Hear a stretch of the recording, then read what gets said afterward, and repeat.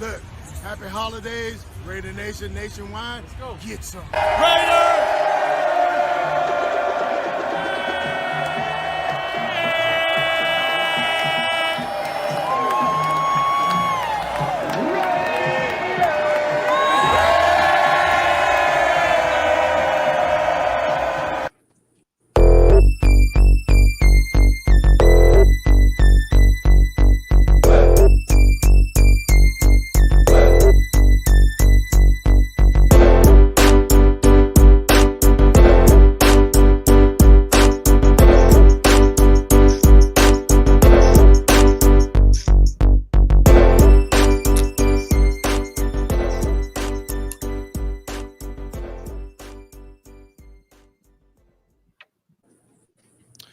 What's up, Raider Nation? I'm Hardcore Raider. This is the Hardcore Raider Nation podcast, where we are delighted to have some awesome guests here today. And so I just want to give a mad shout out to you guys. And then we had to switch up some things. We have Kenny from Pillaging Podcast. Something came up. So, you guys wish some prayers to Kenny's dad, and hope all that goes well, Kenny, man. And, we'll figure something out down the road. And then also, with me being an Army combat vet, I just want to say to the soldiers overseas, man, the infantry leads the way, and be diligent. Watch your 5 and 25s if you know what I'm saying. And then everybody else that has joined this platform, this podcast before this point, I just want to give a mad shout out to all those guys and appreciate them. And so nothing but respect to them and anybody else that would join us in the future. So starting first off, we got Murf from Murf's Fan Cave. Pleasure to have you on, Murf, man. Make sure you guys check out him on his YouTube. You can also check him out on any podcast platform for an audio podcast at Murf's Fan Cave. And then you got MoJoe Raider. MoJoes is doing his own thing as well, and he's linked up with Murf. MoJoe's got his own thing going on YouTube as well as podcast platform with Murf. And then I don't think this dude needs any introduction, but we have the Violator, dude. Wayne Mabry, man. Oh my God, dude. The #1 super fan, dude. Oh my, this is such a blessing, dude. I can't thank you guys enough. WattsRaider, man, you've been definitely hanging in tough with us, dude, and really helping us out. So appreciate you, Watts, as always. And then definitely. The last man, but not least, that's for sure. Your boy Q with Locked On Raiders podcast, man, who's always bringing it. Doesn't need an introduction, dude. And I can't thank you guys enough, and how humbled I am for you guys to join us. And we don't deserve it. I don't deserve it, but I do thank you guys, man. And anybody that's listening, checking us out, thank you guys, man. We really, really appreciate it. So, we're gonna do like we always do when we bring in some new guests here. That haven't been on this platform, even though if you guys may already know them. But we're just going to do a little short introduction and talk about your fandom, how long you've been a Raiders fan, and how you got into your Raider content and whatnot for those that are Raider content creators. So, Murf, I'd like to start with you, buddy, man. Let Raider Nation know about you, man. Well, so I started, my name's Murf, and I host a podcast called Raiders Fan Radio on the Murf's Fan Cave Podcast Network. I've been doing podcasting since about 2013, off and on. I started doing a little Madden thing with my cousin Sonny, and it morphed into doing a Raiders thing, and then it morphed into doing just exclusively Raiders content. And so we've had a lot of fun doing it. Met a lot of amazing people, including like the crew that we have here today. And I can't decide if this is the Raiders fan Hollywood Squares or the Raiders fan Brady. Like I want to look down and look across and look at everybody. But anyways, a lot of fun to be here. Glad to be here and appreciate the whole idea, the concept of bringing everybody together hardcore. So cool stuff, man. Oh man, it's a pleasure to have you on, dude. I've been checking you out for a minute, so very honored. And then your boy Q, man, dude. I know you've been grinding this stuff for a while, man. But just let everybody know that may not know, about your content, where to find you, how long you've been a Raiders fan, and all that jazz, brother. Well, I've been a Raider fan since I came out the Raider womb. So it's just as a Cali boy, I was always a Raider guy. When they were in LA, Oakland, it didn't matter. But when they were in Oakland, it was special. It was extra special when they were in Oakland. So very excited about the Raiders. Always felt like they never got enough respect and love and admiration by the national media. So I always kind of wanted to put myself in that position if I had the opportunity. I always wanted to say, if I could ever give Raider Nation what they deserve, I was going to. And so at some point, I was on ESPN Central Texas, and I realized that I had a somewhat of a gift, and I could talk this stuff every day. And so it's more from the Black Hole Banter podcast, which was the first one I did, and I still do to this day. And I got an opportunity to do the Locked On Raider podcast, which is daily, and I do that, and I just love putting out Raider content. And it's never about money, it's never about anything. It's just about the love and the passion of the silver and black, and I think that's why all of us are here. Absolutely. Hell yeah, man. And you bring it every day, man. I love checking you out, brother, man. And you just keep grinding away, man. You need a promotion as far as I'm concerned, if you know what I'm saying. I'm working on it. Please believe that. I'm hoping things can get bigger and better for not only myself, but Raider Nation as well. Because like I said before, they deserve that. Hell yeah, man. Well, you're definitely repping Raider Nation very well. Another man that also doesn't need an introduction, but the Violator, dude. Oh my God, I'm so thankful that you're here, man. And just dude, like talk to us about like I want to get deep into some of your fandom, brother, man, and just tell Raider Nation how this thing came about for you, man, and all the diehard years you've been putting in work, man. Well, first of all, Happy New Year to the brothers in the blocks right here in front of me. Love you. It's a pleasure being on the show. Thank you, brother, for inviting me in just to share a little wisdom, if you will. This thing started for me back in 1970 as a kid back in Mississippi who was always into knights and armor. So when I saw that shield on that helmet, it was like, getting your first kiss, I'm hooked. So I got to get to California now to follow these people in person. So it took about 3 years after graduation in 74. I finally landed in Cali, got into the construction industry, hadn't really made a trip to Oakland yet, but they came to LA. It was like Christmas in July. Hell yeah. So, meantime, I'm standing up at every game, raising hell, shouting, letting off this energy. And they used to always ask me, why don't you sit down? I'm like, hell, we're at a football game. Get the hell up, innit? Well, anyway, right, exactly. Something flipped in my head, and this other being that's been walking with me my whole life said, it's time for me to talk to him. So I had to come up with a way to visualize, that image that was in here.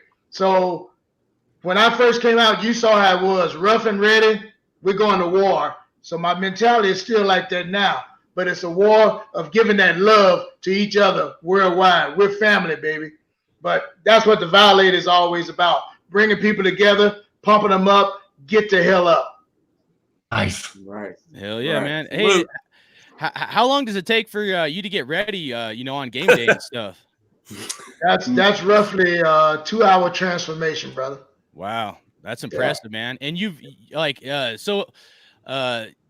is it like you haven't missed a game? Like, because you've been solid, like, I mean, as far as I know, but have throughout what period of time have you maybe missed a game or two or whatever, or have you been able to make most of them? Stomping the yard for 28 years plus. I've missed few games because of illness, but other than that, I'm on the yard. I'm clocked in. Wow, man, that's impressive. Respect. Right. And don't you travel from Southern California too? Is that? Yeah, that's where I live. I'm in Moreno Valley, which is about a 6.5-hour trek on a good day. Wow. And so I know the 5 freeway like the back of my hand. Right. You drive it with your eyes closed and whatnot. Pretty much. Have done it. Hey man, dude, well, I consider myself a diehard Raider fan, dude, and I took the name Hardcore, but dude, you set the bar, man, and people need to meet that. What? I was curious though. What was that last game in Oakland? What did that mean for you with all the years you've dedicated and stuff? I know it's a sore subject for some, so I'm not trying to hit a sore spot, but I have so much respect for you, man, that I don't think I'd do as justice if I didn't ask you, man, just because I respect you so much. Well, first of all, that last home game was it was a second wedding reception on the way to a wake. So we're meeting people that's their first time here. Their heart's pumping out of their chest. Now, I was always come out of our chest because we take this serious. This is a lifestyle for us, and we're proud of what we represent. So we're comparing stories basically. So I'm seeing guys that 40, 50 years old, first time stepping on hallowed ground. We call it Mecca, and they're just in awe of the whole thing. We're looking at it like, okay, this is the fun, but shit gonna get serious in a few minutes. So upon going through the gates, my eyes always rolled back like that great white. But on this day, they were a little bit heavy for the realization that that was the last time I was walking through that gate. So, it was pretty emotional. And, you guys know how the game went. So that just had our hearts just like, we finna turn this out and end this party right. And then in a blink of an eye, everything just gone, turned to a pumpkin. And that's when you saw that raw emotion pouring out on the field. And it's been pent up in us for a long time, but we're ride or die. And that's why we're talking about this today. Let's get this hashed out. Right. Hell yeah, man. Well, I know there's some stuff with some fans up in the air with Vegas, man. But if it's not every game like you've dedicated, I hope sometime we can run into you and figure out a way to link up. And I know I'm not gonna be able to go to every game, but I'm hoping maybe one or two games a year or whatnot. But on that subject, hardcore, if I can interrupt and interject my view right here, I want to put an end to that whole notion that I'm getting ready to retire. God has blessed me with this fire, and it's burning white hot right now. Ain't no way I'm stepping away from the plate. Woo! I will be stepping in Vegas. Let me get that straight today. Nice. Definitely, Hell man. Yeah, man. Definitely, Amen, brother. Well, dude, can't give up on the Raiders now. We don't waited this long. Can't give up unless you cross your arms, bro. On this side and the other one. Ain't no giving up. Hey, man, as far as I'm concerned, dude, I'm a younger cat a little bit. I'm 37, but I grew up, man, and I knew it was a Raider game because Violator was there, dude. I would see you on TV. Definitely. I was like, yes, dude. Like I just got pumped up, man. And so, to me, it's not a Raider home game if Violator ain't there, man. So that's what you mean to me, man. Just definitely, man. Dude, we as Raider Nation needs to have that passion, that fire that you have, brother, man, and hopefully we can gain some wisdom along the way. But just mad respect to you, and appreciate it. Is the MoJoe Sports, is that something that you want to promote or anything you want to talk about before we move on to anything? Or MoJoe Sports has been like a spinoff of the whole Violator mentality. Okay. That's my Komodo dragon, which I'm a Johnny Quest kid from way back. And I've always loved dragons, so I was a little weird as a kid. I'm just saying. That's my tribute to the Komodo dragon. Once it sets its mind on something, it's locked on, and it's going to get what it goes after, one way or the other. So ain't no quit. So that sport gear right there, which I'm trying to, get more exposure with, that's my tributation to that Komodo dragon, the spirit of that dragon, I call it. And that's what it's all about. It's a bunch of positive stuff that's in there with it to inspire the next generation next, as we call them, to inspire them to just be yourself, do what you can do best, because we all got a piece in this game. See, once you find that niche, lock onto it like that dragon does. Radar, baby. Let's get it done. Definitely. Hey, I'll tell you one thing. Let me go real quick, man. I got an 11-year-old kid, right, man? And I ran into you one time down here, Wayne, at a Raiders fan fest, and my son was probably about 7 years old at the time. You're all done up, man. You're full Violator mode, right? Ever since then, you told this kid, you tell him, you're like, hey, you're the future. So anytime we talk about some Raider stuff with anybody outside the family or anything, he tells them, he's like, Violator told me that I'm the future of Raider Nation. So I'm just telling you. Yeah. Right. Definitely. Yeah. That's called a seed, brother. Plant That's a seed. right. That's right.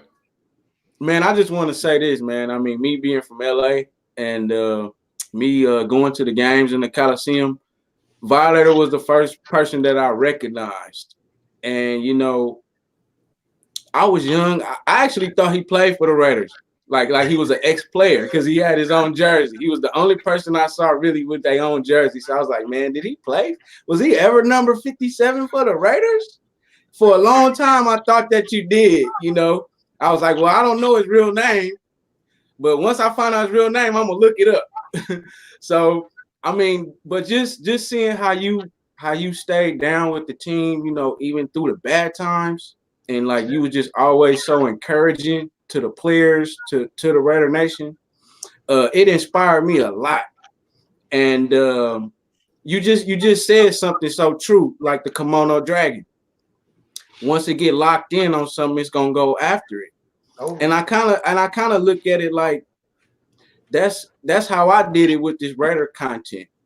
I just took something that I love and something that I was competent at doing, and I just put it together. And that's the fire that been keeping me going like all these years, these 3 years doing this every season. Keep it burning. You know, and I just want to just let you know that you was a big part in my motivation as a youngster, as a young Raider fan, to really love this team and love what it's about. So I just want to let you know that, though. You know what I mean? Yeah, I echo that sentiment too. You know, on our show, Raiders Fan Radio, we're all about celebrating fandom and however fandom manifests itself in different individuals from all the different kinds of ways you can create out of your fandom, whether it's music or podcasts or you know, as a super fan. And I gotta tell you, Wayne, what you've done is inspiring to me, and I think I can speak for pretty much all of Raider Nation that when it comes to super fans. Right here. I keep these right here in the fan cave. It's you and Mark. It's you and Gorilla. It's 1 and 1A in no particular order. And then that's it. Everybody else is playing second. And that's no disrespect to anybody else that calls themselves a super fan and is dedicated to being there on game day. And none disrespect to them at all. But it is you two. You are the absolute billboard for what it means to be a Raider super fan. Again, we can't thank you enough. Shout out to my boy Jay the Enigma, though, too. Shout out to Jay. And Lil J. Yeah. Generation Next right there. That's Generation Next already clocked in. Yeah, I love Lil J. That's my boy right there, man. Hell yeah, man. Hey, dude, I think all of us would have agreed, man. You should have been up there lighting the torch, dude, for the last game in Oakland, you know, as far as man. But that was a dream and a request, but due to other factors. Yeah. And we won't even get into that on this round table. It didn't happen, but you know, it is what it is. I'm gonna still clock in like usual. Yeah, right. Well, Q, man, you got anything you want to chat at Violator before we move on, man? Was there anything you wanted to say? Nah, just appreciate his passion, man. You know, and Raider fans are passionate, and you take your passion to a whole nother level, and you kind of lead the charge. You know what I mean? You kind of let everyone know what path you need to go down. Good, bad, ugly. You got to ride with the team, and there is no I don't think this, or I'm not with the team today, or man, they pissed me off, I'm not riding with them. Look, win, lose, or tie, we Raiders till we die, right? I mean, that's just what it is, and we talk about the faces of the franchise all the time, and we talk about different players that are faces of the franchise and who's your favorite Raider of all time and all that. It don't matter what the player was. It don't matter who the coach was. The fans were always there. It's always about the fans. They're always there, and you were always there on the forefront. You were leading the charge. So it's always, like I said, much respect to you. Appreciate it, brother. Appreciate it. Definitely. Hell yeah, man. That's well said. Thank you, everybody. And I want to include the chat real quick. I know we're not going to be able to get everybody here, and we are on a time crunch and whatnot. But real quick, we got Fierce Raider, Raider Critique, Pirate 1975, Brandon Beasy, Vincent, man, what's up? I know Raider Dave was in here. Town Business. Business. Who else we got? I apologize, guys. I think Oregon Poop, South Oregon. Bobby Wasabi, man, what's up, brother?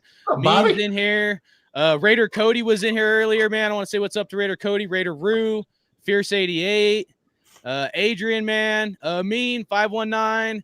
So, we got a lot of our regular people that come on YouTube, Q, and they check out everybody's, platforms and stuff. So we're all here to support each other, support the Raider Nation. And anybody I miss, Miguel Ruiz, I just appreciate everybody, Southside Raider, and anybody else, man. I apologize, but, trying to get all these dialed in here. So, all right. So, we got the season ended, we all kind of had our ups and downs through it, but I just want to get your guys' thoughts on what you guys thought about the 2019 season. Was it a success, failure, wash? Just kind of your opinion, your take, and whatnot. And I'd like to start with Q, man, if you don't mind. Open us up with the end of the 2019 season and kind of how your take was on the whole season. It was a learning experience. It really was. It was something that you could see the team is growing. I mean, anytime you go from a 4-12 season to a 7-9 season, that could have been even better than that. I mean, there was a potential where they could have been 10-6, easily. They just lost a couple games at the end, like that Jacksonville game we talked about, the Texans game. They lost that one. They should have won that. There's multiple games they should have won. So you can see this team is growing. You can see that something that Mike Mayock and John Gruden talked about before the draft, that they were looking for foundational players. You can see that they found those. They got the foundational players. They got a couple of guys that even stepped up and surprised a lot of people, like Mad Max Crosby, 4th-round draft pick out of Eastern Michigan. He wasn't even expected to play as much as he played in 2019. And all of a sudden he got on the field and you couldn't take him off. So there's a good foundation that's been laid. Now they have to go and they got to get some finishers because they don't have a bunch of finishers yet. They got a bunch of players, but they don't have a bunch of finishers. And that's why you lose a game like the Jacksonville game. You can't finish them off at the end. There's a reason why you let the Texans back in their game because, you couldn't finish them off. There's certain things that they miss right at the end, and teams that are young have to learn how to win. So they're still learning how to win, but you can see that they're moving in the right direction. The only thing I didn't like was that 4-game losing streak. I thought that made them take a little bit of a step back because they were playing with confidence at that point. When they hit that 4-game losing streak, the young players started to look at each other, and Josh Jacobs even mentioned it before, started talking about maybe a guy quit on the game or maybe 2 guys quit on the game. That can't happen. Winning teams don't quit on games. So that's what they got to take the next step from where they are this year to going into 2020. Hell yeah, man. You hit it on the head, dude. Thank you.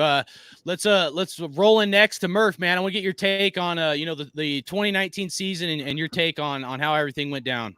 Well, when the season started, or actually in the offseason last year, I said I thanked the Raiders for relieving me of the burden of expectation that I wasn't going to go into this season expecting us to go to the playoffs.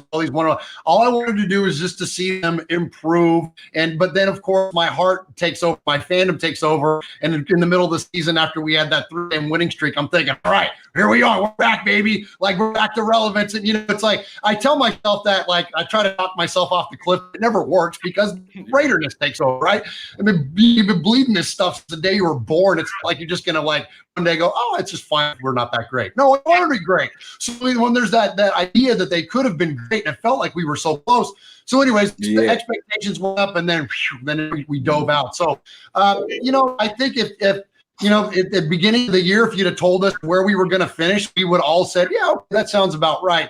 The downside of that, or the heartbreak part of that, is that it was going so well for a minute, and then the rug got pulled out from under us. So, but my ultimate takeaway was and I know that I'm preaching to the choir here, but the celebration of the last season in Oakland, and thankfully we were able to be there for the Detroit games. I'm out of market. I'm not. I grew up in the Bay Area. I grew up in San Jose, but I don't live there anymore. We were able to make a trek back and hang out and have an amazing tailgate. Provided my man MoJoe here hooked up.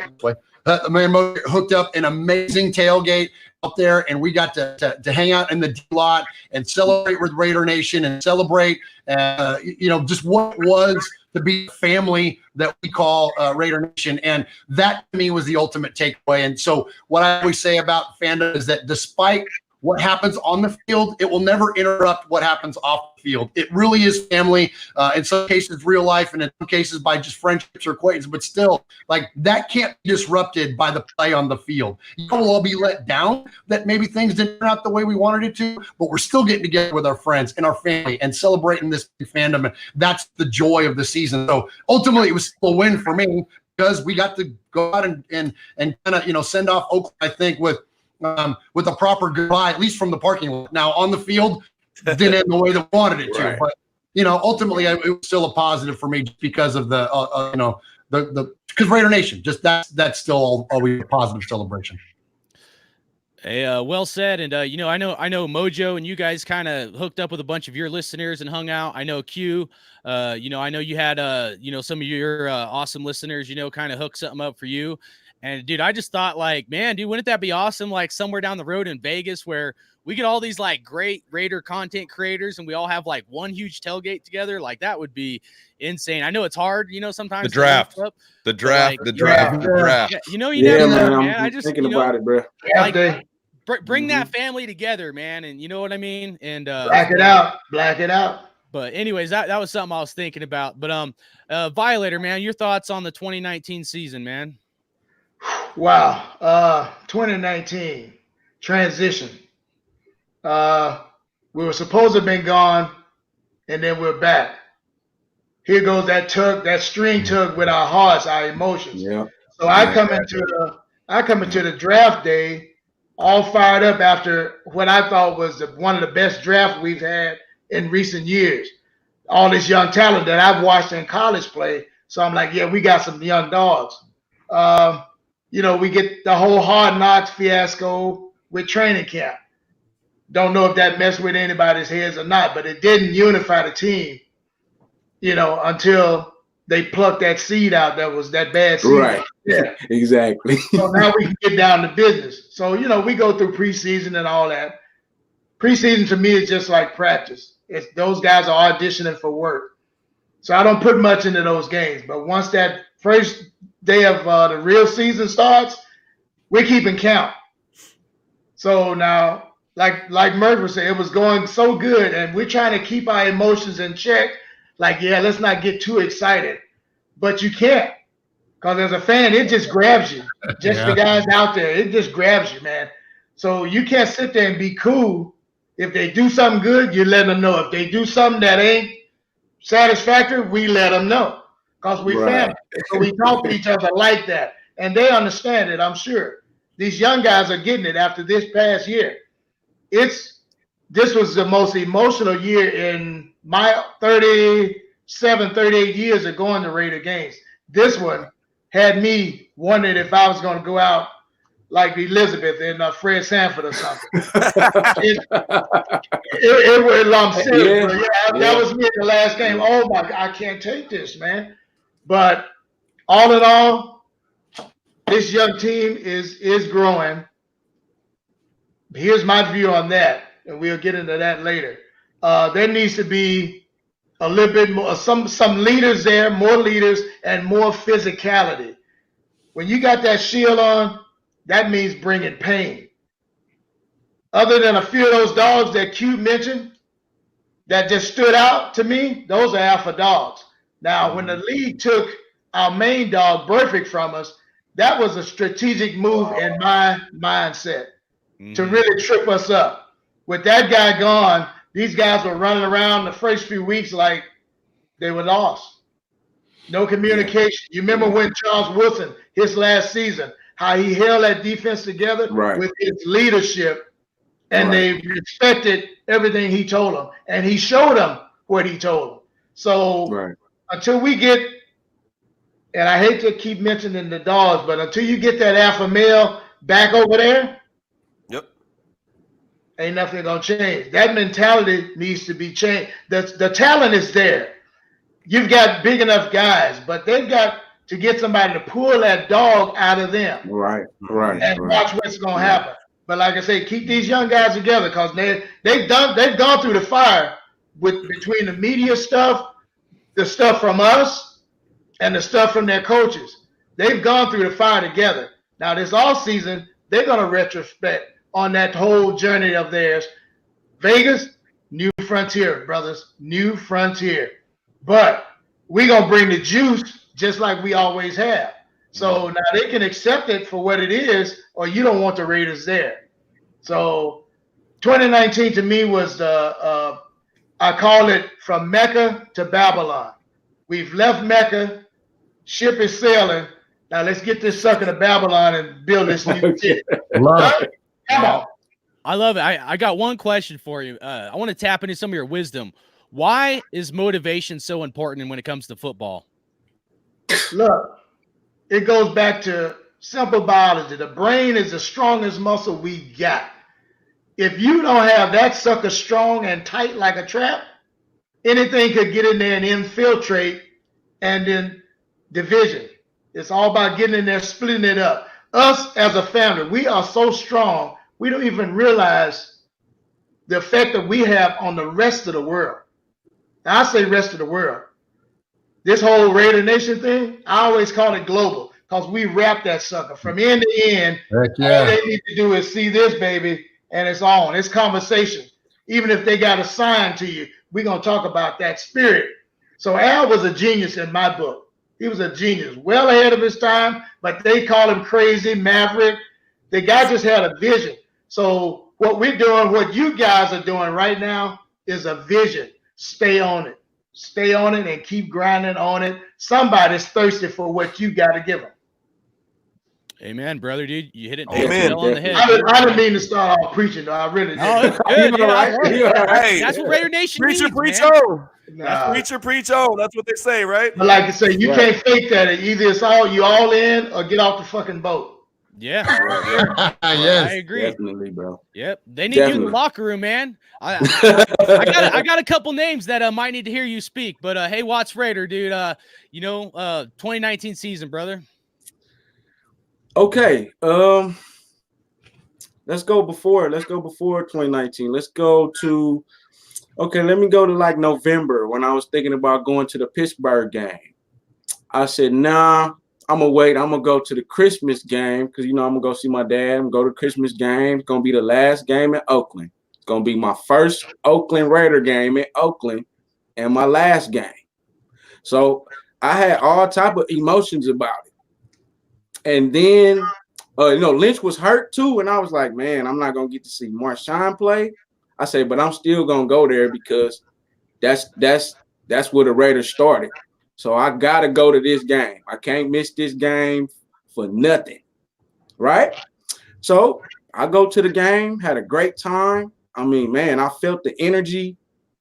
I mean, the minute I stepped on the premises, I felt like at home. I felt comfortable. I felt like I was in my element. I had a great time. I mean, the weather was bad, but it didn't bother me. We won the game. But I'll never forget after the game, after it was over, everybody was just stayed in the stadium. You know what I'm saying? We didn't go nowhere. Until the police came on the field and did all that, and then it started raining again, and then we finally decided, like, well, if we ain't gonna bum rush the field, we just gonna leave. So I remember walking to the bar with the whole Raider Nation, and we was happy about the win, but we all was looking sad, like this it. This the last one, and it was bittersweet. So when I found out that they was coming back, they was gonna come back another year, I said, I'm not going. People was asking me like, you won't go? You gonna go? I said, no, I'm not going, bro, because the Raiders gonna let me down. I said, the last game I went to, we won. And I thought it was the last game. I said, if I go this year, they're gonna let me down. I just had a feeling that they was gonna let me down. So we got to the draft.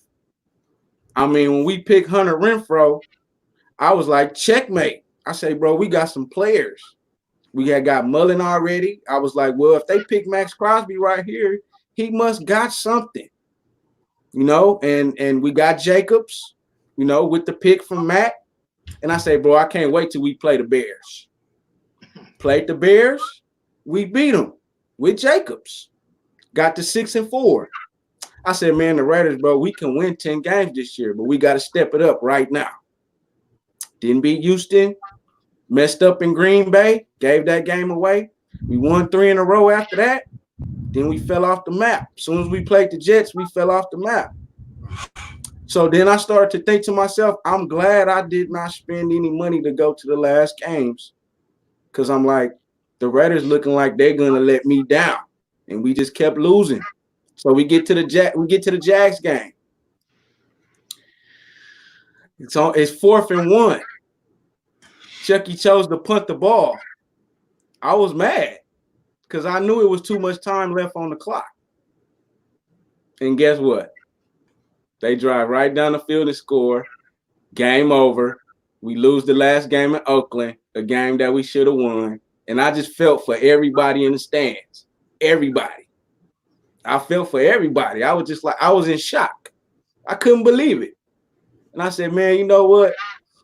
I say, I hope I didn't jinx the Raiders by saying that they was going to let me down. But I said we was going to go 8-8, and we went 7-9. So overall, we had a good draft. Us picking up Mayock, that was the best thing Chucky has done so far, picking up Mayock. So I look at it like we in Vegas. We finna be in Vegas. We not going to officially be the Las Vegas Raiders until after training camp. But I mean, I'm just happy for the future, man. I mean, I love Oakland. I love the city of Oakland. You know, I love the city of LA. I wish we could have moved to LA, but Vegas is just where we're going to be playing our home games. I mean, we still going to be the Raider Nation worldwide regardless. So I want the Oakland fans to feel like we not leaving y'all. We're not leaving y'all behind. Y'all just got to stay true. I mean, the Raiders was far away from me for years, and I still was down with the squad. They left me too. So that's just always been my thing about, you know, the Raiders moving from city to city and really being mad about it. I understand you can't go to the games like you used to, but they still the same team. It's still the Shield. It's still the Raider Nation. It's still the same family.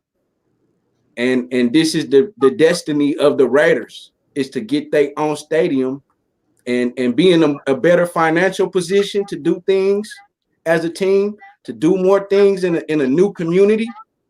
You know, I just think it's more good things that came out of this season than just the last season in Oakland, to be honest. I think, you know, the team showed a lot of promise. And like I said, we was at 6-4, man. I was like, man, we probably won't beat Kansas City, but man, we can at least stay in that second place spot and fight for a playoff spot.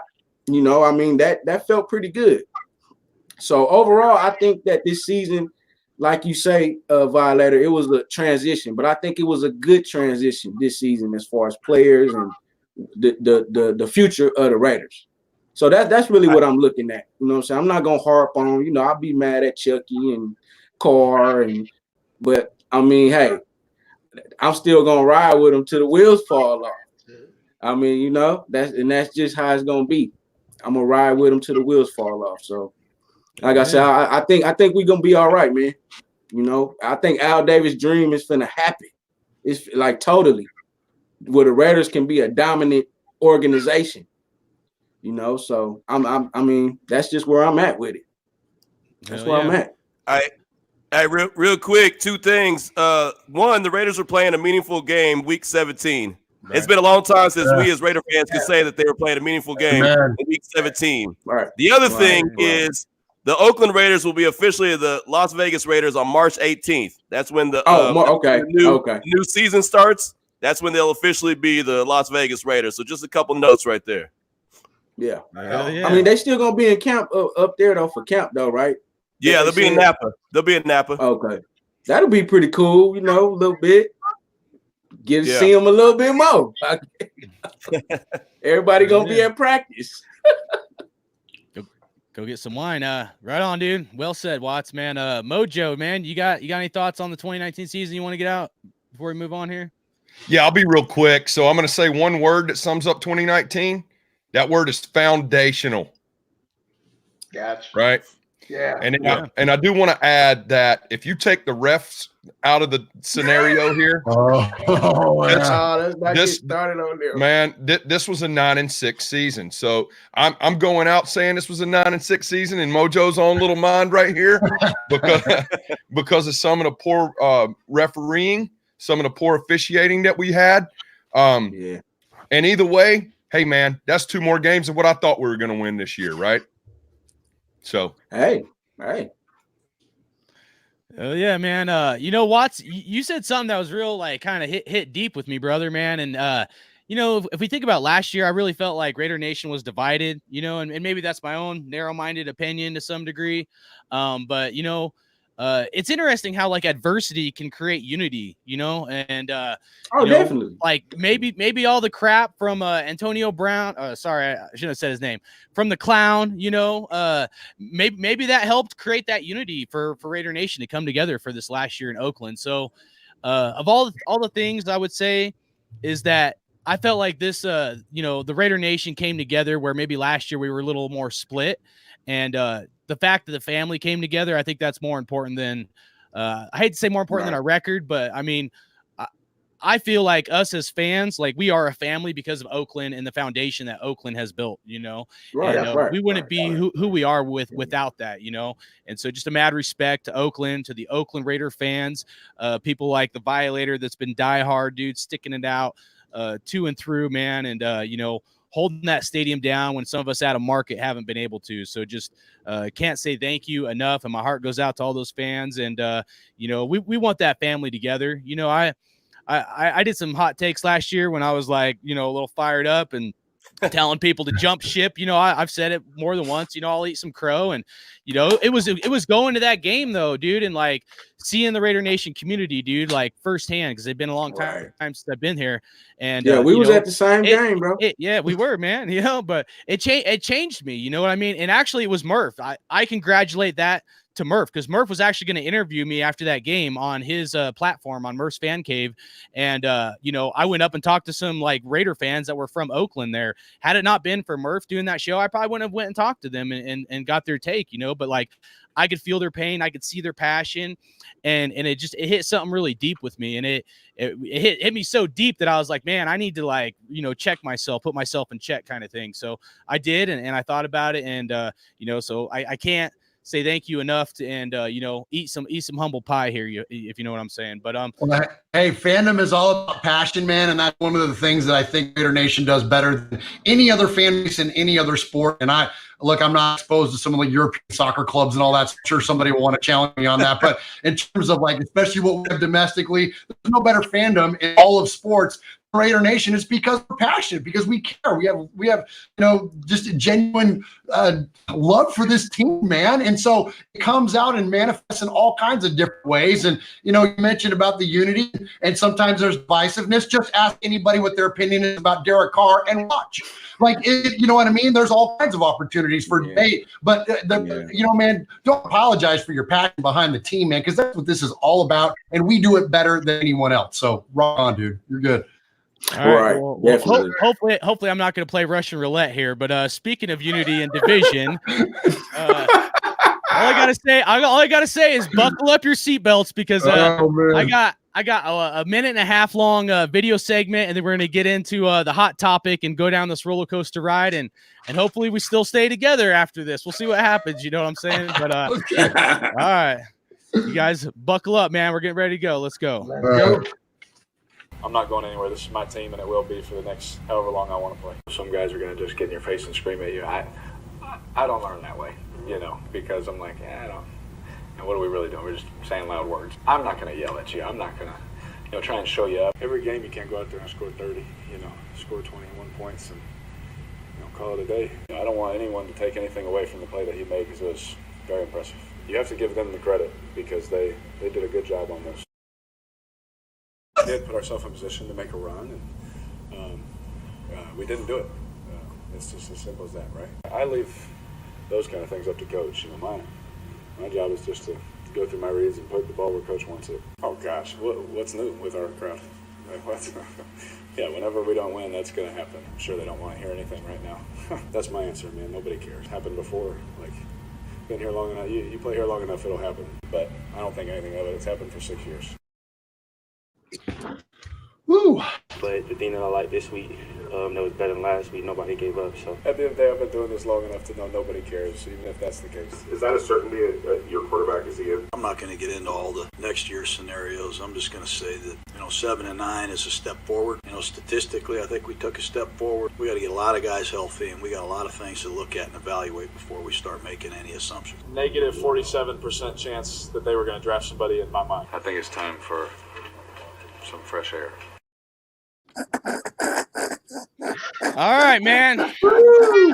That's it, man. That's it right there. So we're gonna come out the gate swinging here. If I don't get your blood flowing, man, I don't know what will. But Murf, buddy, man. Yeah. Did you cut all of that audio? I did, yeah. All right, Murf, man. We're gonna start with you, brother, man. Derek Carr, man. Was it a successful season for Derek Carr? I don't know. 2019.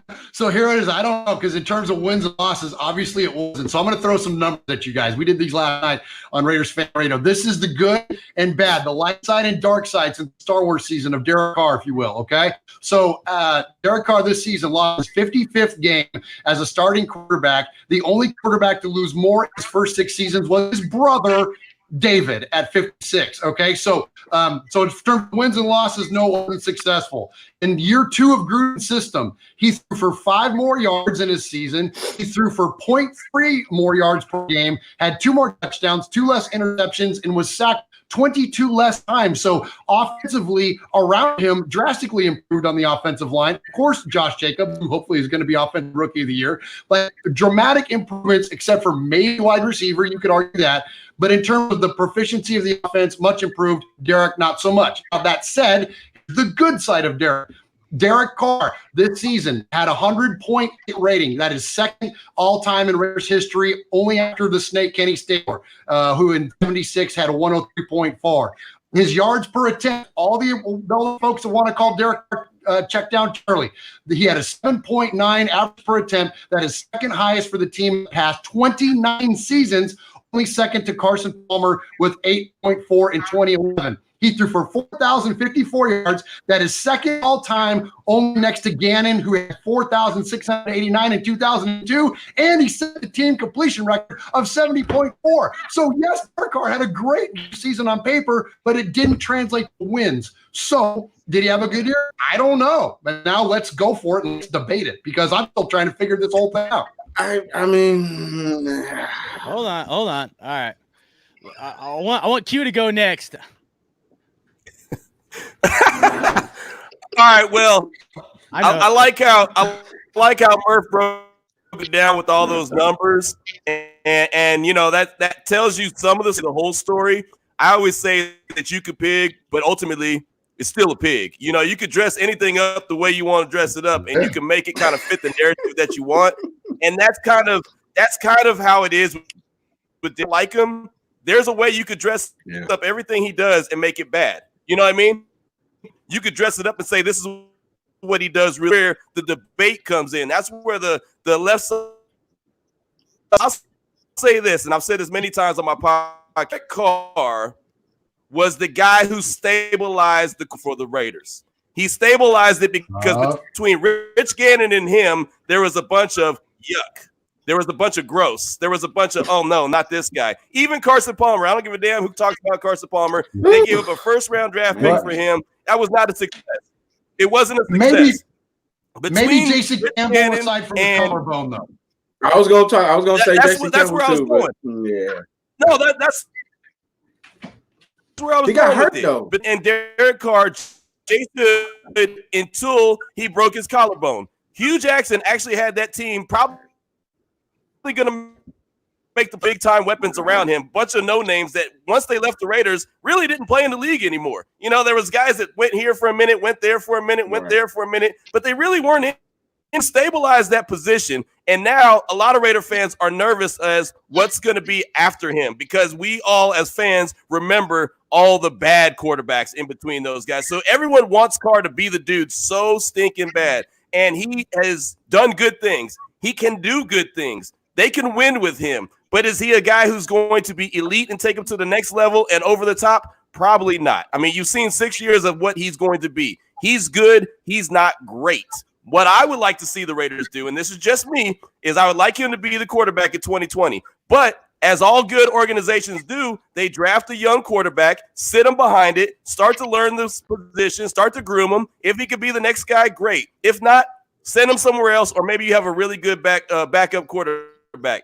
Me personally, I would like to see the Raiders do that this year. I don't want to send Derek Carr out, but at the same time, I realize he's not going to be elite. He's never going to be elite, but he's going to be good, and he's not going to be great. So, you know, it's like I said, you can make an argument that he's terrible, and you can make an argument that he's really, really good. But either way, we all know who Derek Carr is, and he's pretty average. Maybe he's a little bit good, but he's not great. I agree with you. And, and I think ultimately that's my takeaway on it is that until there's another option to consider, like he's what we got. And you're right. He absolutely stabilized the position. Now, I think it would be irresponsible for the Raiders to not explore their option, whether that be draft somebody or bring in a free agent or whatever the case may be. But I think it's time for us to start developing a succession plan, whatever that looks like. And I don't know, but the idea of like, well, let's get rid of him. Well, that's silly. Like they're not going to do that. But that said, he's only $5 million worth of dead cap money this season. So if they were to draft someone young that came in and set the team on fire early on, if they were going to move away from Derek, it wouldn't penalize them like it had previously when he was a $22 million cap number. Now it's only $5 million bucks. Like it's my money to be thrown around, but you know what I mean? Like it's much less consequential to the team should they move on. So I'm with you, Q. I think ultimately that's really where the argument, much like anything, like, where the truth lies in the middle, right? It's not this extreme, the stands or the haters. It's in the middle where we're really going to end up. Right. Definitely. All right. So watch the other thing real quick. I'm sorry. The other thing real quick is who wants a rookie quarterback to start in Gruden's system? You know what I mean? It's not the system that you pick up so quickly. You got to have a veteran. And this is why a lot of people have said, well, go out and get one of these veterans. Go get Teddy Bridgewater. Go get Andy Dalton. Go get so and so forth, whoever's going to be a free agent. But why are you going to return? Why are you going to go backwards? They have to learn the system too. Even though they're veterans, they don't know. John Gruden's system is very complex as far as the play calls. It's very long. Why do that? Have a guy that's been in the system 2 years and knows it, and let a young dude sit behind him and try to learn it. That's the best plan of attack instead of going backwards. I just that veteran outside of Carr doesn't make any sense to me. Hell yeah. All right, man. Well, I agree with y'all, man. This is what I think we should do. We got to keep Carr because he know the offense completely now. He knows it completely. And, it would be irresponsible for us to just throw somebody else in there. So we keep Carr. To me, we get rid of Glennon. We get rid of Peterman. I mean, if we don't think Peterman should be holding the clipboard, then we need to get rid of Peterman. Keep Kaiser. Keep him. Just keep him. Hopefully he can learn, get a little bit better. Maybe we could keep him through camp. Maybe we could put him in there in the preseason, see what he got, and draft a quarterback. If a good quarterback is there that we can get, I'm thinking maybe Hurts. If Hurts is there at 19, I might take him though. He'll be there in the third round. He'll be there in the third round, I think. Okay, if he there in the third round, I'll definitely take him. Me too. I'm just saying Hurts. It's a couple other quarterbacks I think we could get if all of those quarterbacks are going maybe in the third.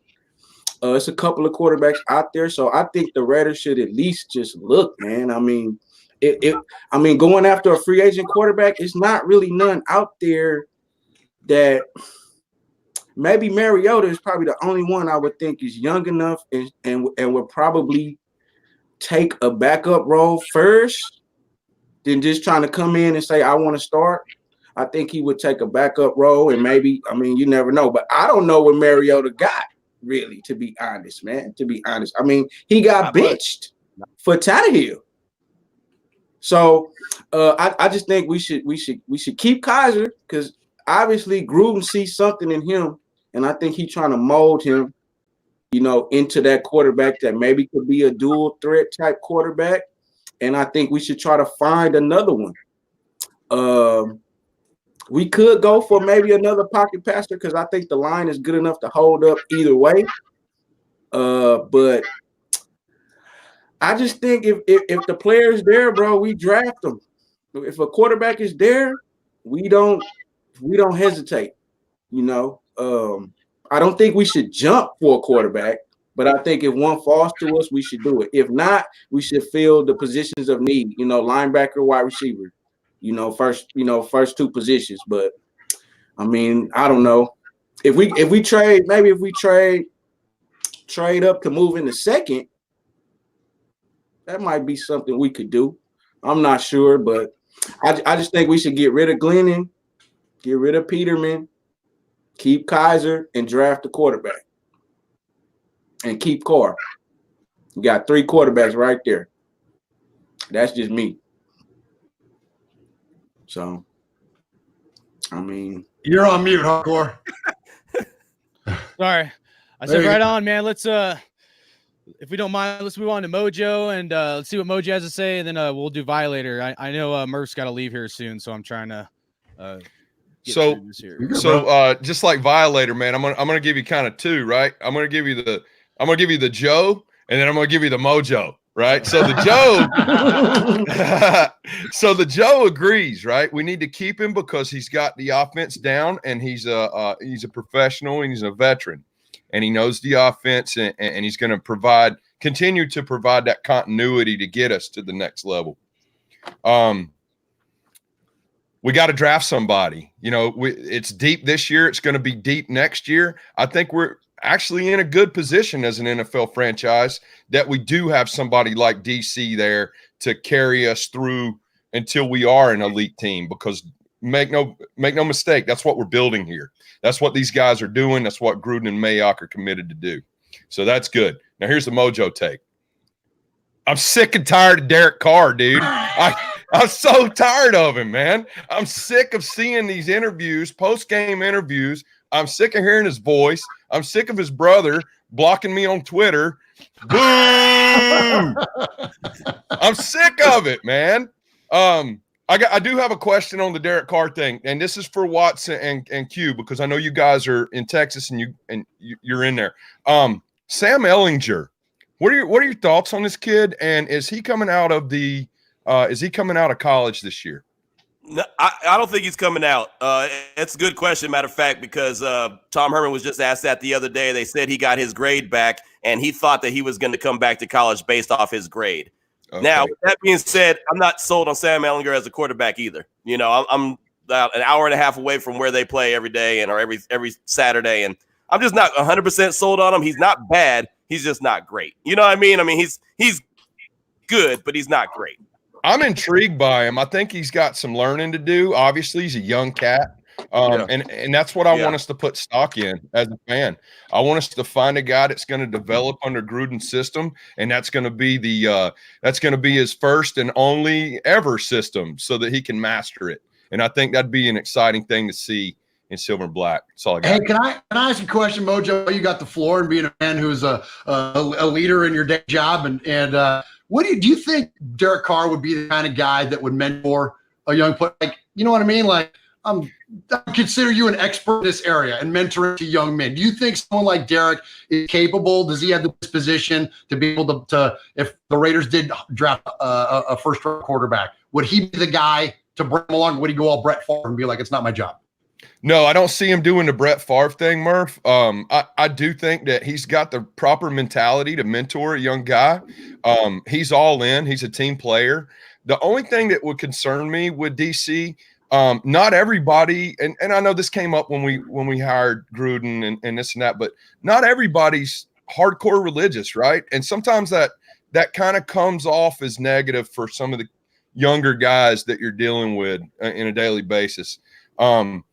A mentor-protege relationship has to start with some common ground.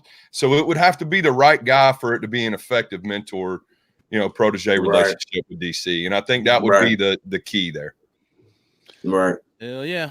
Violator, brother, you got a take on Carr?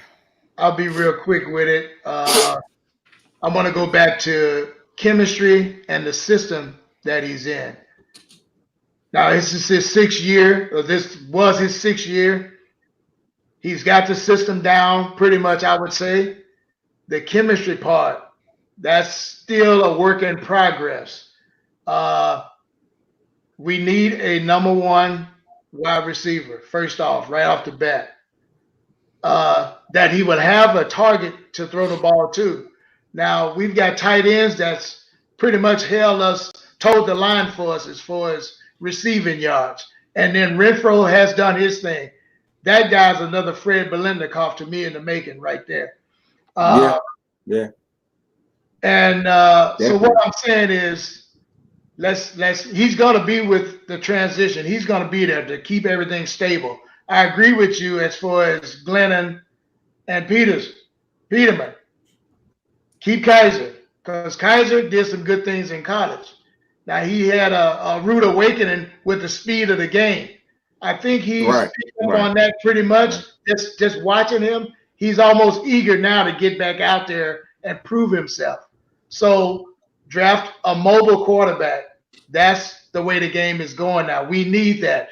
Our offense is too rigid, for lack of a better term. It's too rigid and it's too easy to decipher.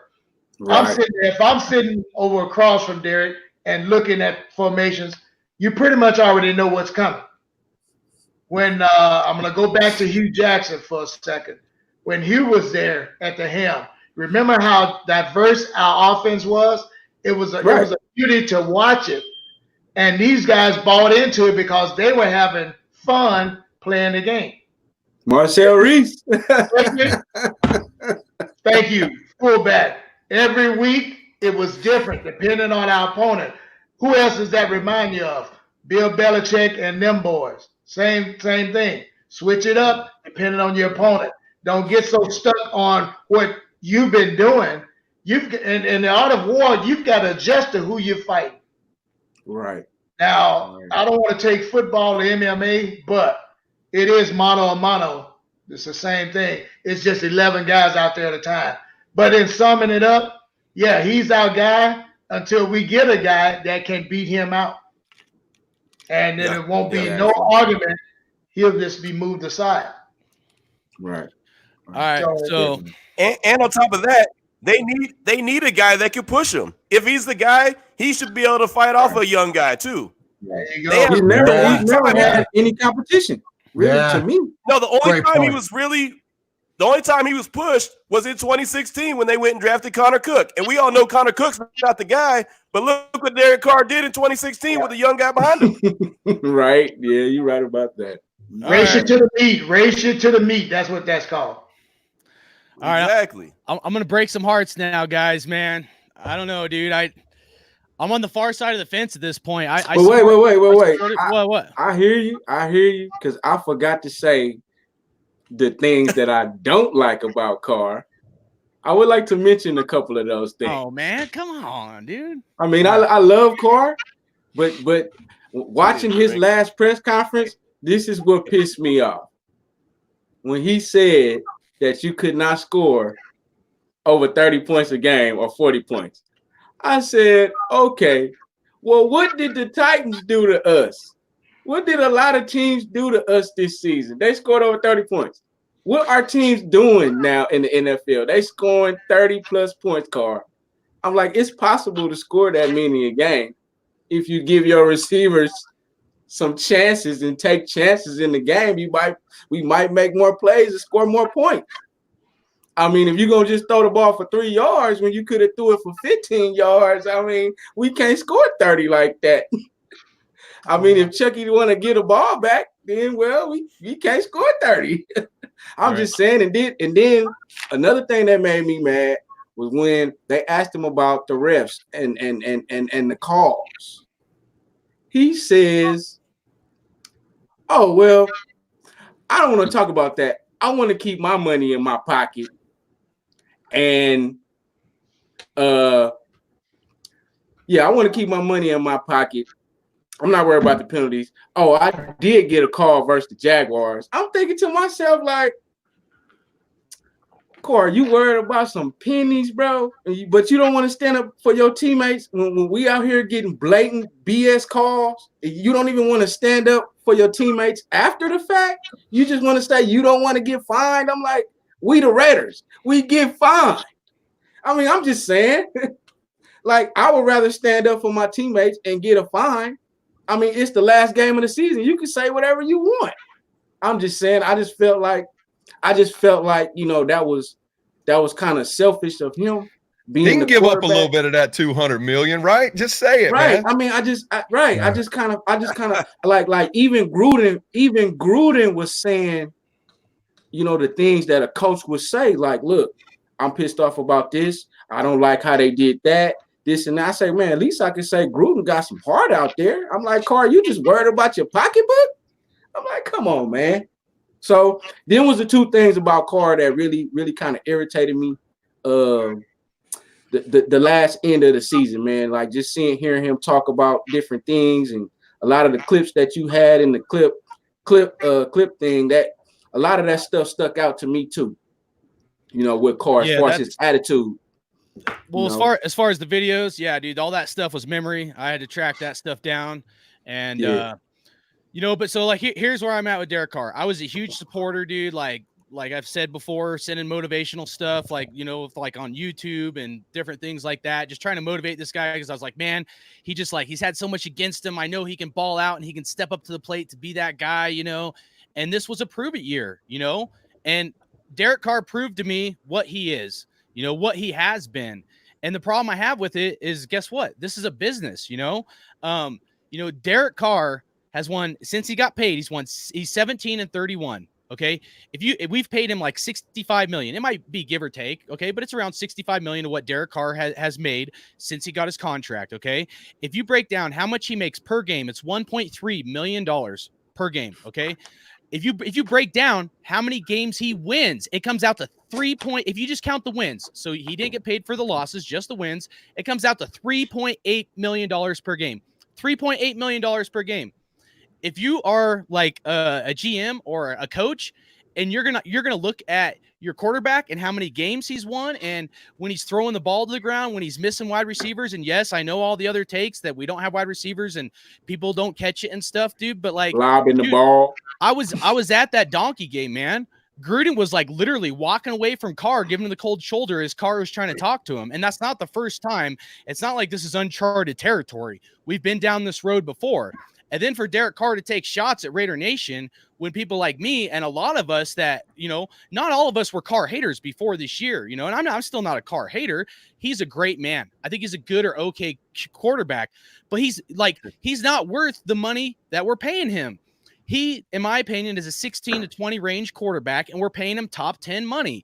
If he wants to be on the team and do like you guys said, then he needs to take a pay cut and be between $13 to $15 million.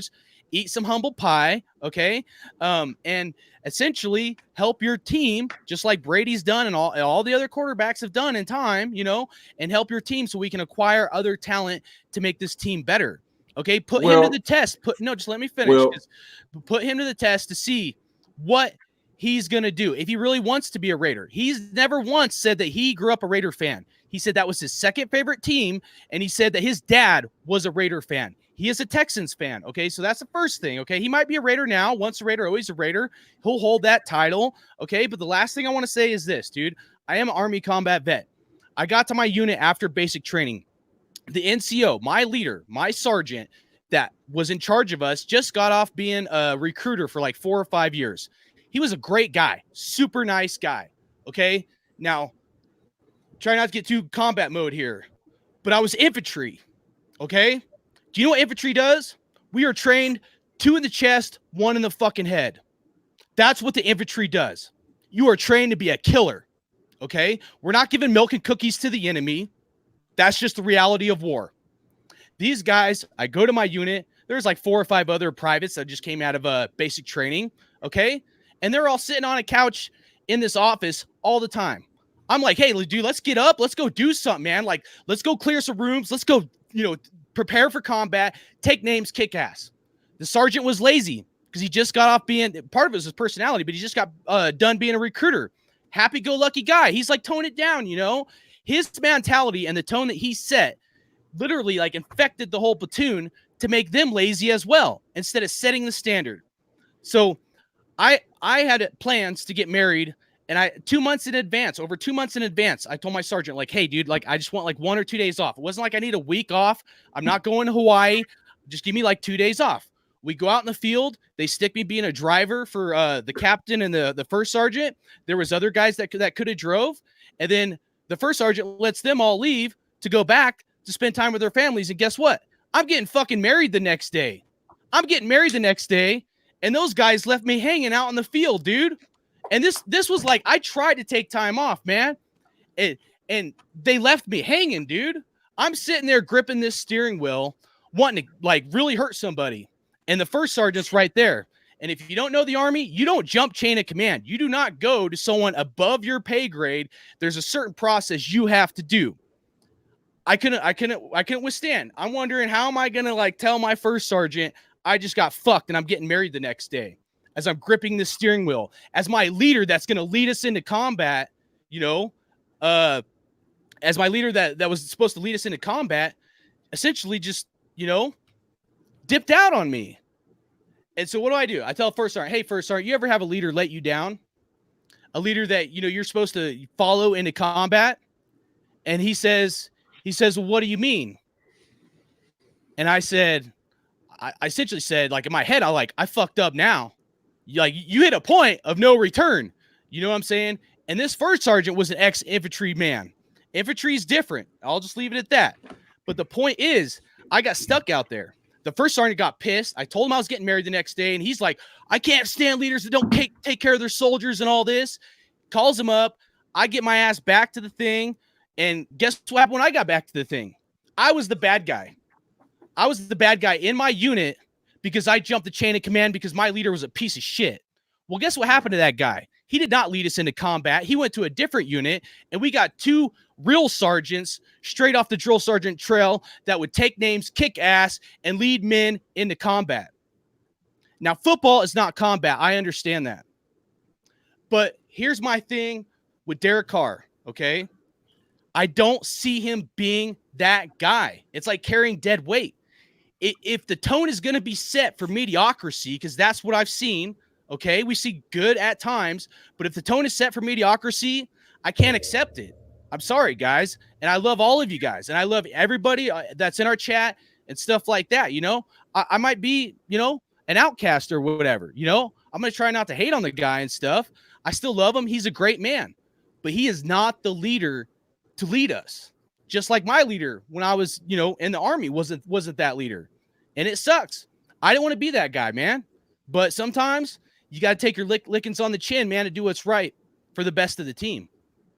And right. And the last thing that was going to be my point, though, too. We have options, okay? Some people act like we don't have options. We have options. I'll just name 2 or 3. One, we could trade up, maybe Tua falls to us or whatever. We could get somebody more. There's not a lot of quarterbacks. Maybe someone a little higher up on the level in free agency and then draft somebody a little bit later. Or, we do the opposite. We draft somebody high, we move up, and we get like a mediocre backup quarterback or something, I mean, there's options, the Fromm, Love, Hurst, like you said, like for us to tie our hands because we love Carr. And for me to get to this point hurts me deep, man. This isn't like an easy decision for me. But for my 10 plus years in leadership and the Army and stuff, I just can't buy it anymore. And so I apologize for those that I offended. I even apologize to Carr. But I know what I know from my experience personally, and that's what I see. And I know people disagree with me, and that's fine, dude. I'm not here to hate on you guys. I'm not even trying to hate on Carr. I wish him the best. He's a great man, and he'll probably do better somewhere else in a different system where he doesn't have to get yelled at, and maybe he gets a little more fluffy white kittens and some back rubs before he goes out and plays the football game, because that's what will make him play better. I don't know, but to me, I'm like Violator. I want that warrior. I want that guy that's going to get the team fired up. That guy that doesn't go sit on the bench. The guy that walks up and down the sideline like Russell Wilson. Let's go. That's what being a Raider is. Being a Raider is different than any other football team in the NFL. We're going to get screwed. We're going to get calls, man. Yeah. Have we lost games because of calls this year and many years before that? Absolutely. But at some point when the chips are stacked against you, you got to rise up and step up to the plate. That bad call against the Donkeys was like in the first quarter. We had plenty of opportunities to put that game away, and we didn't. Yeah. That's all I got. Can I jump in here and can I piggyback on you, Hardcore? Brother, I got goosebumps listening to that. That's passion. That's intensity. Like we say, the game isn't war, but I look at it as war. And it is X's against O's, and we're not playing badminton. We ain't playing volleyball. We're playing football. This is the last, other than hockey, this is the last gladiator sport there is, where it's like a group thing. So one cog in the wheel can throw that whole tire out of balance, and then you wobbling down another season. So basically, what I'm gonna say is that leadership, that warrior, that's what we need. And we've gotten, I won't say spoiled, but the history of the Raiders, all of our leaders were warriors. Think about it. Right.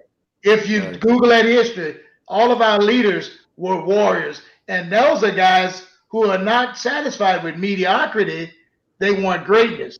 And that's what makes them stand out from the rest. They want it. And you can't even coach want to. We call it want to where I come from. Either you got it or you don't. A coach cannot put want to in you. Right. He can't. When you've got want to, he can't keep you off the field. You will find a way to get on the field. Right. New Orleans quarterback, that number 7. He's that type of guy that we need to trade for. Yeah, I would agree. They got a couple prospects over there too. You talking Taysom Hill? Yeah. Oh man. Mm-hmm. Imagine that, man. And then, we got retreads that, guys that needed to come and make a resurrection in their career here, right? That's the history. That's our history. I mean, look at our 2-time Super Bowl winning quarterback. Guess what? He got drummed out of 2 freaking teams, and he came, and you know what? He's going to end up in the freaking Hall of Fame. Yes, so sir. let's go. Definitely. All right. Definitely. Well, after we beat that dead horse and ran over it a couple times, let's move on to a lighter topic. Murf, how much longer we got you for, brother? I got to bounce. I got a few more minutes. Okay, all right. I'll start with you. Just list 2 foundational pieces from the Raiders moving forward. It could be staff, coach, from coaching to staff to scheme, players, new facilities. 2 foundational pieces for the Raiders, and then Violator. I want you to go next, and then I'll be right back. All right. He's already gone. Tell him when I comes back. Tell him I said thanks for having me. Oh, there he is. Oh. So thanks for having me. Appreciate you having me on here. I'll give you my answer, and then I'm gonna go ahead and dip out. And honored to be here. If this is considered my peer group, man, I'm telling you, I'm honored to be here. This is a great panel on Raiders Hollywood Square. So this was awesome to be here. So thank you very, very much for having me. We should change the name to. Hey Murf, nothing but love, dude. I respect you so much. So hardcore squares. So there you go. Hardcore squares. Perfect. Right. Hey. But so 2 foundational pieces. I think that I hate to be the guy that rides a fence, but I think we have an offensive foundational piece in Josh Jacobs, and we have a defensive foundational piece in Matt Crosby. So I think in terms of players, those 2 guys on either side of the ball, then the stadium, how could we not consider that facility and what that's going to propel in terms of free agents and just overall conditioning and attractiveness and all, just the health of the franchise? That's got to be considered really above and beyond everything. But on the field, I would say those 2 guys on either sides of the ball. And I'm big fans of those rookies and can't wait to see what they're going to do next season. And thanks again, guys. I'm out here for tonight. You guys all rock and appreciate you. And appreciate you, bro. Peace. Be good. Peace. Okay, I think he said he wanted to go with Wayne next. Violators up. I guess I'll hit this up next. 2 foundational pieces. First one, as bad as I hate to say it, is the stadium. Getting that thing erected was Al's dream. Now, Al's dream had to happen in Las Vegas other than Cali. On that hallowed ground of Mecca, it would have been over. But the powers that be, we all know the story. That didn't happen. But this facility is, like I say, it has already increased the value of the team, brought us up to respectability as far as having a first-class environment to actually come to watch a game. And secondly, like Murf mentioned, the rookies, that draft class, that's foundational. That whole draft class, these guys are the future. We just got to let them mature. Only thing I request from them as a fan, bring some physicality to the game. And I understand all Abram's going to do that. Abram's got that on point. And I love it. I respect him for taking his first battle scar with the silver and black. Much respect for that. Went out like a champ. We need to add some pieces to go with that young man back there. And this is where I get in on my topic of the defensive side of the ball. Until that defensive side of the ball becomes nasty again, I keep using the word nasty because that's what we were known for. Even in today's game, I'm looking at other teams who have nasty dogs on their squad, and it's a difference. You hear the difference. And I'm right there, and I don't hear that. And it's like, wait a minute. I'm within yards of the action, and I don't hear that nastiness. So that's what we need to get back to, gentlemen. And I'm speaking to that D side. We need a couple of more linebackers.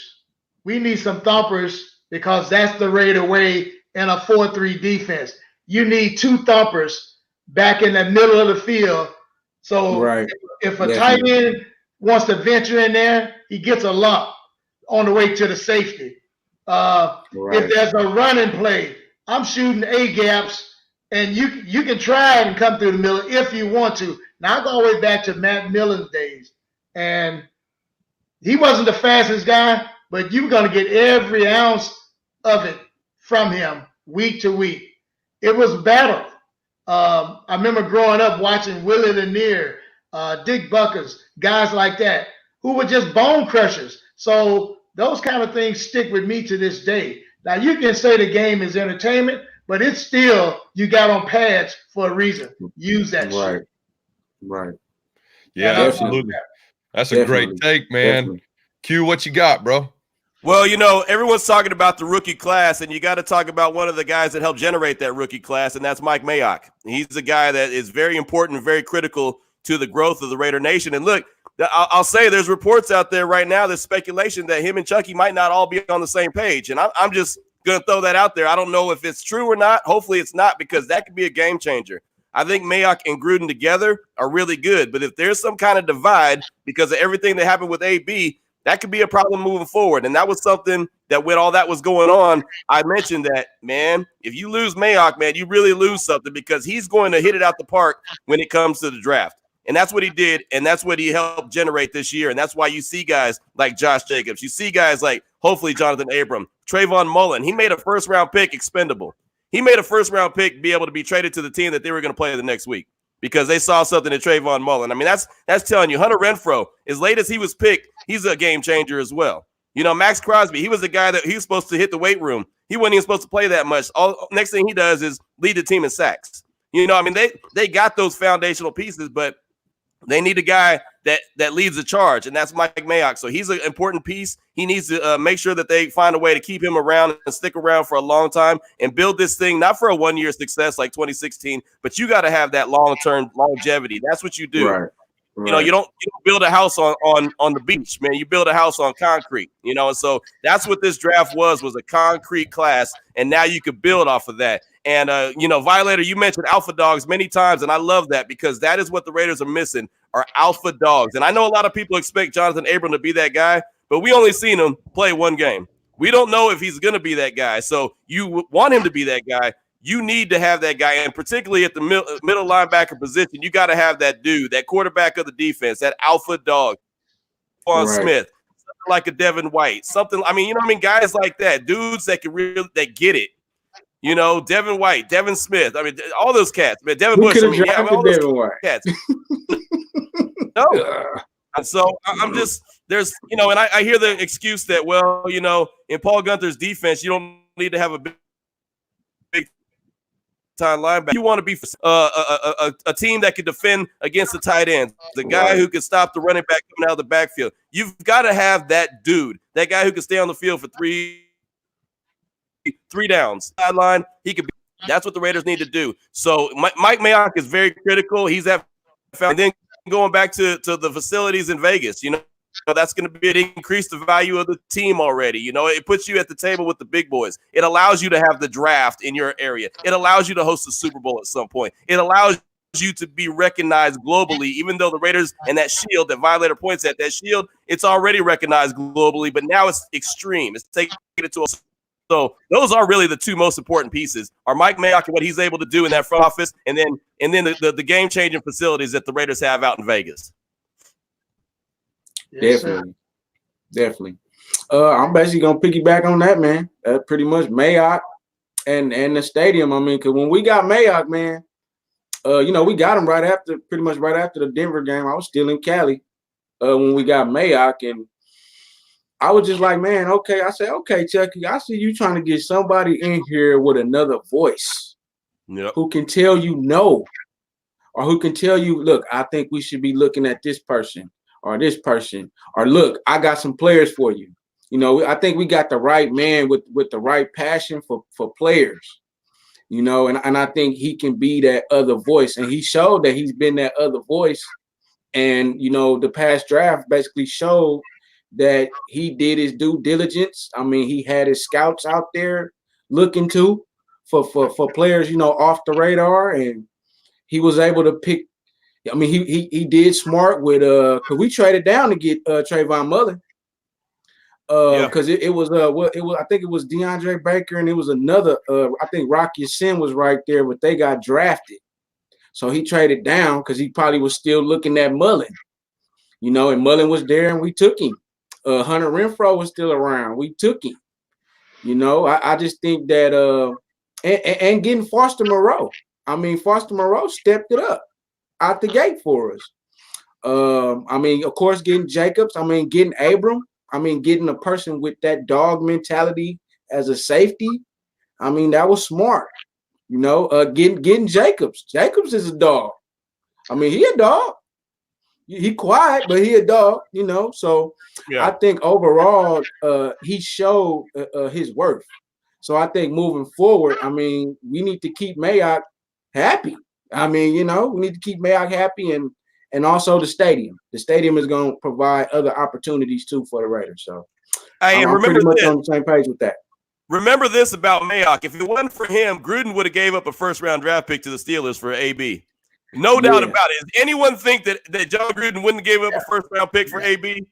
I guarantee he would have. He would have. And Mayock said, no, we ain't doing that. I'll give up a third and a fifth, but I ain't giving up one of them first-round picks. Right. Hell you can tell him no. Yes. Mayock's like the reasonable voice in the room, you know what I'm saying? But right. MoJoe, did you give your take yet on foundational pieces or? No, not yet. So we talked about the foundational pieces that we've already assembled, right? So I'm gonna go a little bit different, and we all touched on it. You guys touched on it. Foundational pieces that we need going forward. Number one, we need a leader on that defense, and that comes from the mic. It comes from the green dot. So we need to go out and find that guy. I want him to be a kid. I want him to be. I'm going to use the word of the day. I want him to be a dog. I want him to be a guy who's in the SEC that's been playing against pro level offenses that's ready to come in and start day one. I love Will Compton. I like what we did to piece it together a linebacking crew this year with what we had, but we need that next 10-year guy, a guy like Luke Kuechly in the recent years, right? A guy like Violator brought up, man, Dick Butkus, Jack Lambert, just a guy, just an asshole, right? That's what we need, man. Foundational piece number one. And I'm going to go there. Foundational piece number two, we need that kid. We need the gunslinger. We need somebody who's not afraid to go downfield with the football. What happened to Carr? He used to be that. He broke his back. That's what happened to Carr. He broke his back, and he's been hearing footsteps ever since, bro. What did Al Davis say? The mystique of the Raiders, right? So my foundational pieces, I'm going to go with Colton Miller, man. I mean, because I was hating on that guy, and that dude is really proved, I think, almost everybody wrong, dude. I didn't see him doing this. So Colton Miller, I think he's going to be a really bright piece, and a lot of us are eating crow from that dude. That's for sure. You know what I'm saying? So Colton Miller has really done just, I think, a phenomenal job this year. And then second is our tight ends coach. I believe we got him from the Eagles, and if that's correct, he had a really good tight end crew with the Eagles as well. And what he's been able to do with Waller, and then our rookie, and even oh god, now I'm forgetting his name. The third guy. Carrier. Carrier. Derek Carrier. 85. Yeah. Even what he's done with Carrier, I think not just his coaching, but I think his mentorship, like, 'cause that's also what being a leader is being able to like mentor young guys and get them motivated. Like I some of the Hard Knock stuff and what we've seen with like him and his tight end crew and with Waller, and just really how he's probably been like, I don't say like a dad, because I don't know if he's that much older, but at least they like just tight, a big brother or something. You see him joking around, you see that camaraderie, but at the same time, they're like business kind of mentality. So I think our tight end coach, man, like we definitely need that guy. Even if we have to give that guy a pay raise or something, man, I really want to see this tight end crew flourish, because with the talent we have, if we keep a good coach like that, I think the future is going to be really bright at that position. How about Coach Buck, though? How about Coach Buck? I mean, shout out to Tom Cable a little bit, man. I mean, yeah. Tom Cable. Yeah. Gruden did bring in some hell of position coaches, man. I think we can all agree on that. Yeah, I mean, there's definitely some bright spots on this team, as we get past our emotions, me included. I'm an emotional guy, but, at the end of it, dude, like, we all just want the Raiders to win so bad, dude. That's really what it comes down to, dude. Even if people disagree with me or disagree with you or whoever, dude, like at the end of it, we're hungry, man. You know what I mean? I did a leadership video about a month ago talking about leadership and then kind of relating it to Derek Carr and stuff. But, in that I talked about, like, you don't know what it's like to be hungry unless you've been hungry, and that's how us is as a fan base, man, is we are so hungry, dude, that we're just tired. Yeah, man, we're tired of digging the bottom of the bucket, being the ass end of everybody's joke and stuff, man. We want this success, and we have to be tougher than other fans because of what we've been through. There's only a few other organizations that can even compare to us and whatnot. But real quick, I'll give a couple shout outs here, then we'll move on. And then we're getting close to wrapping it up here. So I appreciate everybody for hanging in and being patient. Jewels of Life, Grimecast, Kings Only, Angry Raider, man. What's up, brother? He joined us a while back. Mean 519. I know I'm not gonna be able to get to everybody, dude. Pete, he's a great caller that calls in the Pillaging Podcast. Let's see, did I say Kings Only? Reese Rock. If I missed anybody, I apologize. I know there's all Town Business still up in here. Brandon, man, what's up, brother? Pirates still in here. Grimecast, Raider Dave, and Brian, and then Frost WSA, man. What's up, brother? I see you, but you know what? It's all love, man. If you're a Raider fan, you bleed silver and black, dude. It's still family. So, all right. The last thing before we wrap this thing up is just, we'll make it quick, but just list like one or two, because this is a big rabbit hole, as we all know. But free agency, just like one or two players or positions, I think we kind of talked about, but just one or two players that you would like for us to focus on in this upcoming free agency.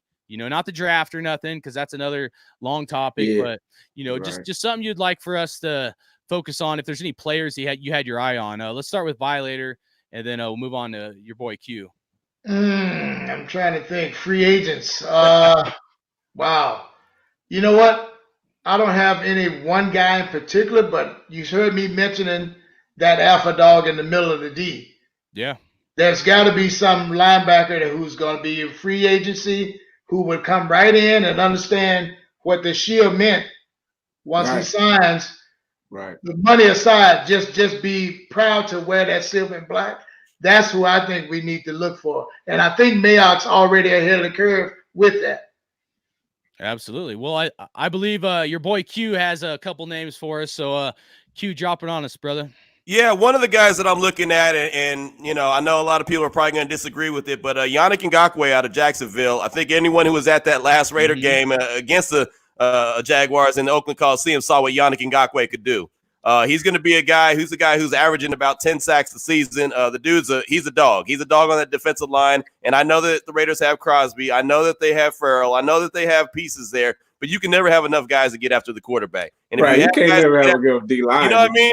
You have guys that can get after the quarterback. That means that you have corners that can cover less. You have safeties that can cover less. It makes everything that much better. So I like Yannick Ngakoue a lot, and then I like Littleton out of from the Rams. The linebacker, the middle linebacker. I think he could go. And he's going to be a free agent as well. So if there's two guys right there, I would say both on the defensive side of the ball. I know a lot of people are looking at wide receivers. I'm not looking at any wide receivers. Go get one out of the draft. This draft is going to be very thick and very deep in wide receiver, but defense. If you're going to spend that money in free agency and you have a lot of it, I'm saying you spend it on defense. You go and get a dude that can get after the quarterback, and you go get a linebacker, and I think you're good. Solid. I agree 100%, dude, with your take, man. I heard you on your podcast, and I can't agree with you more, dude. I think that would be a huge foundational piece to help this team. So, hell yeah. Watts, man, you got one or two guys you're eyeballing? Well, I actually did a video saying some players, but I'm gonna say this is probably my number one position, linebacker. I mean, maybe Danny Trevathan. I mean, if he out there, I definitely go get him. Definitely. Yeah. I saw him. The guy you just mentioned. I mean, really defense though. I mean, it's a couple wide receivers, but I think they might get re-signed. You know. I mean, it's a running back. I mean, Carlos Hyde. I was looking at him. Maybe to come in, back up Jacobs. Got a little size. Really nobody on offense, bro. Just mainly defense. Just a couple O-linemen, couple vets, out there too. You gotta, but you gotta give the Paul. Hold on, real quick. I'm sorry. You got to give to Paul Gunther what you did for Tom Cable. You gave Tom Cable some offensive line guys in free agency. You got to give Paul Gunther some defensive dudes in free agency that could be difference makers. So he went out and spent a lot of money on Trent Brown. That helped out the offensive line in a major way. Richie Incognito, that was major. It was later, but it was major. And if you're going to do that for the O-line, you got to do it for the D-line and the defense in general. Right. Logan Ryan is going to be out there too. Decent cornerback. Logan Ryan will be out there. Jimmy Smith, he kind of older though. Yeah. Shaquille Barrett, he might be out there. He had a pretty good year this year. Don't fall for that. Don't fall for that. He had a big time deal in Denver, and he didn't do squat. He goes to Tampa Bay on a 1 year, $5 million deal, and he goes and gets 19.5 sacks. Everyone plays better in the contract year. Don't fall for that one. Don't fall for that in the tailpipe. Okay. Well, you got Everson Griffin. I thought we were done. He's going to be out there, Clowney. I thought we were done talking about Derek Carr. You said everybody plays better before they get a contract. That's true. Oh, everyone plays better in the contract year. Hell, if I was in the contract, you got to do a better show. I mean, it is true. Who did that recently? Von Miller did the same thing. Hey, Von Miller did the same thing years ago. I know he's not on our team, but Cleo Mack. I mean, it's I'm taking some shots, joking around, but you're hitting the nail on the head, dude. Somebody in the chat said Melvin Gordon. I don't think he gonna want too much money. Yeah, no, man. We got to Derek Henry. Derek Henry probably gonna go back to the Titans. Durability issues too. Durability. Yep. Right. MoJoe, you got anybody you're eyeballing for free agency, man? Yeah, I got two guys, and I'll tell you that the Rams are screwed, man. Yeah. Right? Their cap is all screwed up right now, and they got two free agents that I would love to see come in. One of them, Q already mentioned, is Littleton. I think he's an animal. And hey, man, Dante Fowler Jr., right? Yeah. Why not? He's a dog. Bring him in. I skipped over him, but you're right though. He did all right with the Rams. They got chemistry. Back. They got chemistry together. We run a 4-3, right? I mean, these guys could really come in and make some shit happen. And then next year, whenever Von Miller is on the market, he wants to be a Raider anyway. You bring him in and put him as number 3. You put him as that freaking Will. Why not? But let's get this linebacker. Let's do it, man. Let's get this linebacker core solidified. I like that. That would be something with Von Miller. We would go to the Super Bowl. Like our defense would be them dudes. Strip sack city, baby. He's so good. Strip sack city. Von Miller gave us a lot of respect after that Broncos game last year, which we thought was going to be the last game in Oakland. I was at that game, but I could definitely see it happening, man. I think he's one of those guys, I've said it before, but there's certain guys that they're just born to be a Raider. You know what I mean? Even if they only spend a couple years with us, we were just talking about it, and some guys from the Broncos and stuff that Lyle Alzado, baby. Yeah, Lyle Alzado. Bill Romanowski, there's a bunch of guys, even Willie Brown actually came from the Broncos. He didn't do much over there, but there's just guys that come to the Raiders and they are born to be a Raider. Richie Incognito, Richie, Vontez Perfect is much if he gets suspended, he's not gonna be on the field and stuff. As Q says, your best ability is availability and whatnot. But all right, man. But just what I want to say about the free agency is essentially this: is that there's some positions like wide receiver, there's not a whole lot of depth, but there's some other positions like cornerback, linebacker, defensive end, where there are some dudes, looking at the list. I'm not going to name them right now because we're short on time, but, I could definitely see Mayock, like what Q was saying about, Mayock being a foundational piece to our franchise, and them definitely, I'm sticking behind Mayock and Gruden and what they're going to be able to do for this team moving forward. And they're going to get some guys. And Q was talking about the numbers a while back. It could be between 80 and 100 or so, maybe a little more than that million, to work with, tax-free money, new stadium, man.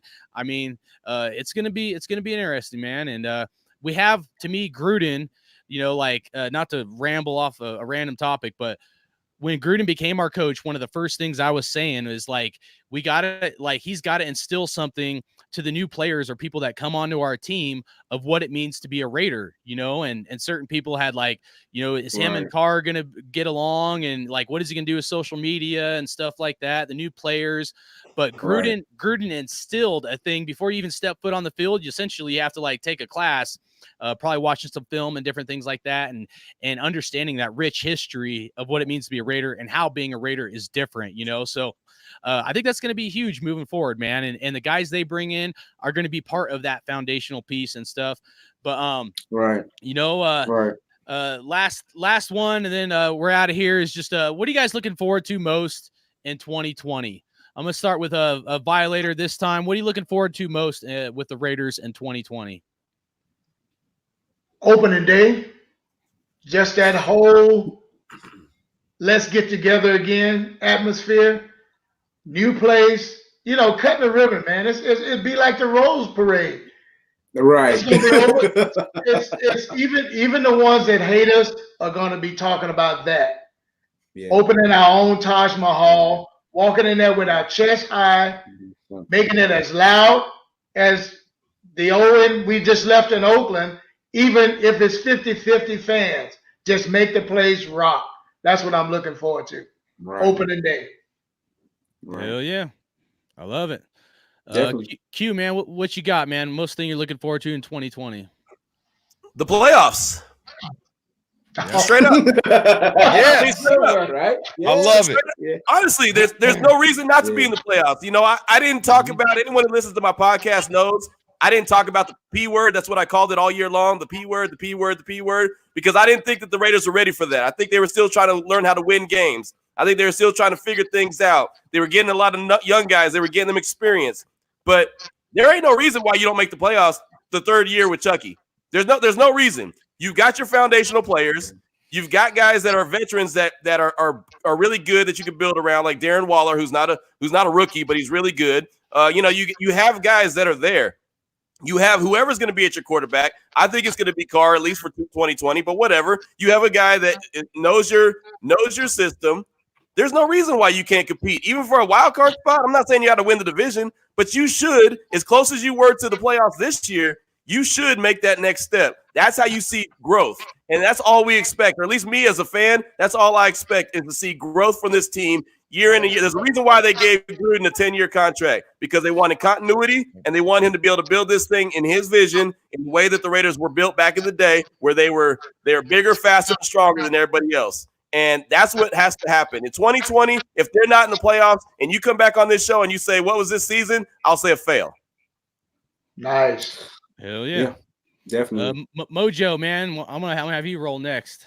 So it'd be really easy for me to just say the same thing, because I feel Violator, right? That first game's going to be off the chain, man. Can't wait. I'll be there. I got my season tickets. I'm ready to roll. Now, sweet. Just to switch it up a little bit, I'm a GM kind of guy. Like I like playing with rosters and stuff. I really enjoy stuff like that. So I'm looking forward to the draft, man. We got 2 first-round picks as it sits right now. We got 5 picks in the first 90. And I'm excited to see what Mayock's going to do year 2. It's going to be awesome. And it's also the closest alligator to the canoe, right? That's our next big step. Right. You know? Right. Exactly. So, yeah, exactly. I'm fired up for the draft. I hope to see as many of you guys there as possible. If you can come out, man, I'll be there and I'll be cooking something for you, I'm sure.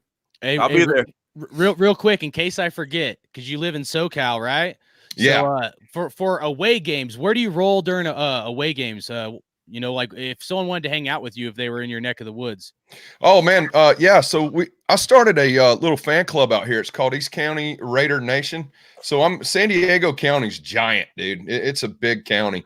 So out in the east side over here where I'm at, there's a little bar called Main Tap in El Cajon, and we all go out there and watch the every game together. Matter of fact, Grimy Dave, Raider Dave from Grimecast came out for the last game last week, man, and he was there. So yeah, anybody that comes around, come on out, man. Appreciate that plug, man. Oh yeah, that's cool, man. Dave told me you guys hooked up, and Dave's one of my homies, dude, from way back. So, I just want to give you props for that and give a shout out to what you're doing over there. And then Watts, man, 2020.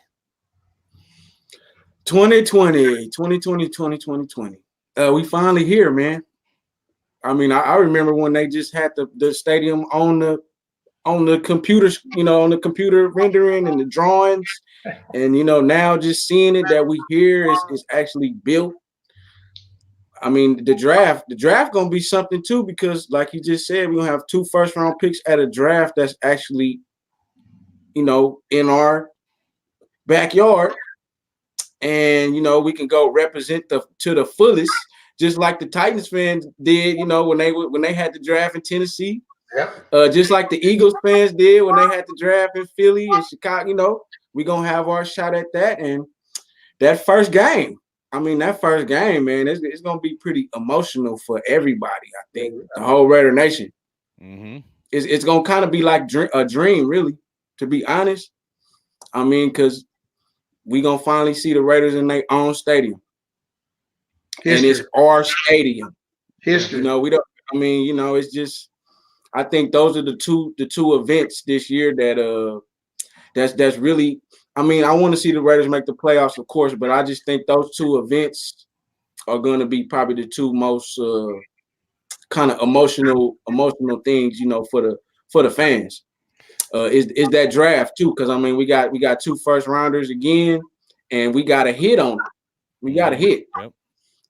So I'm looking back on all the decisions that have been made to get us to this point, to get us them picks, to get Jacobs, to let Matt go, to let Coop go, to take a chance on the stadium, take a chance on Vegas and move to Vegas, and just looking, it's all finna come together now. So I just think, everything revolves around everything else, and we seeing it, we seeing it. Tied together.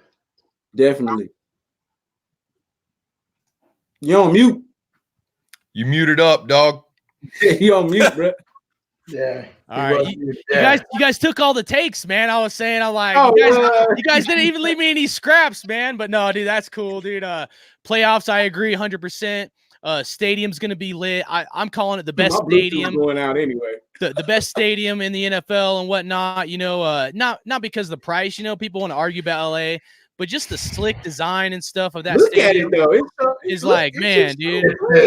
Yeah, looks like a Roomba. Looks like a giant Roomba. And it's ours. I said it looked like Darth Vader's apartment, but condo. But as I'm thinking about it, I found one thing.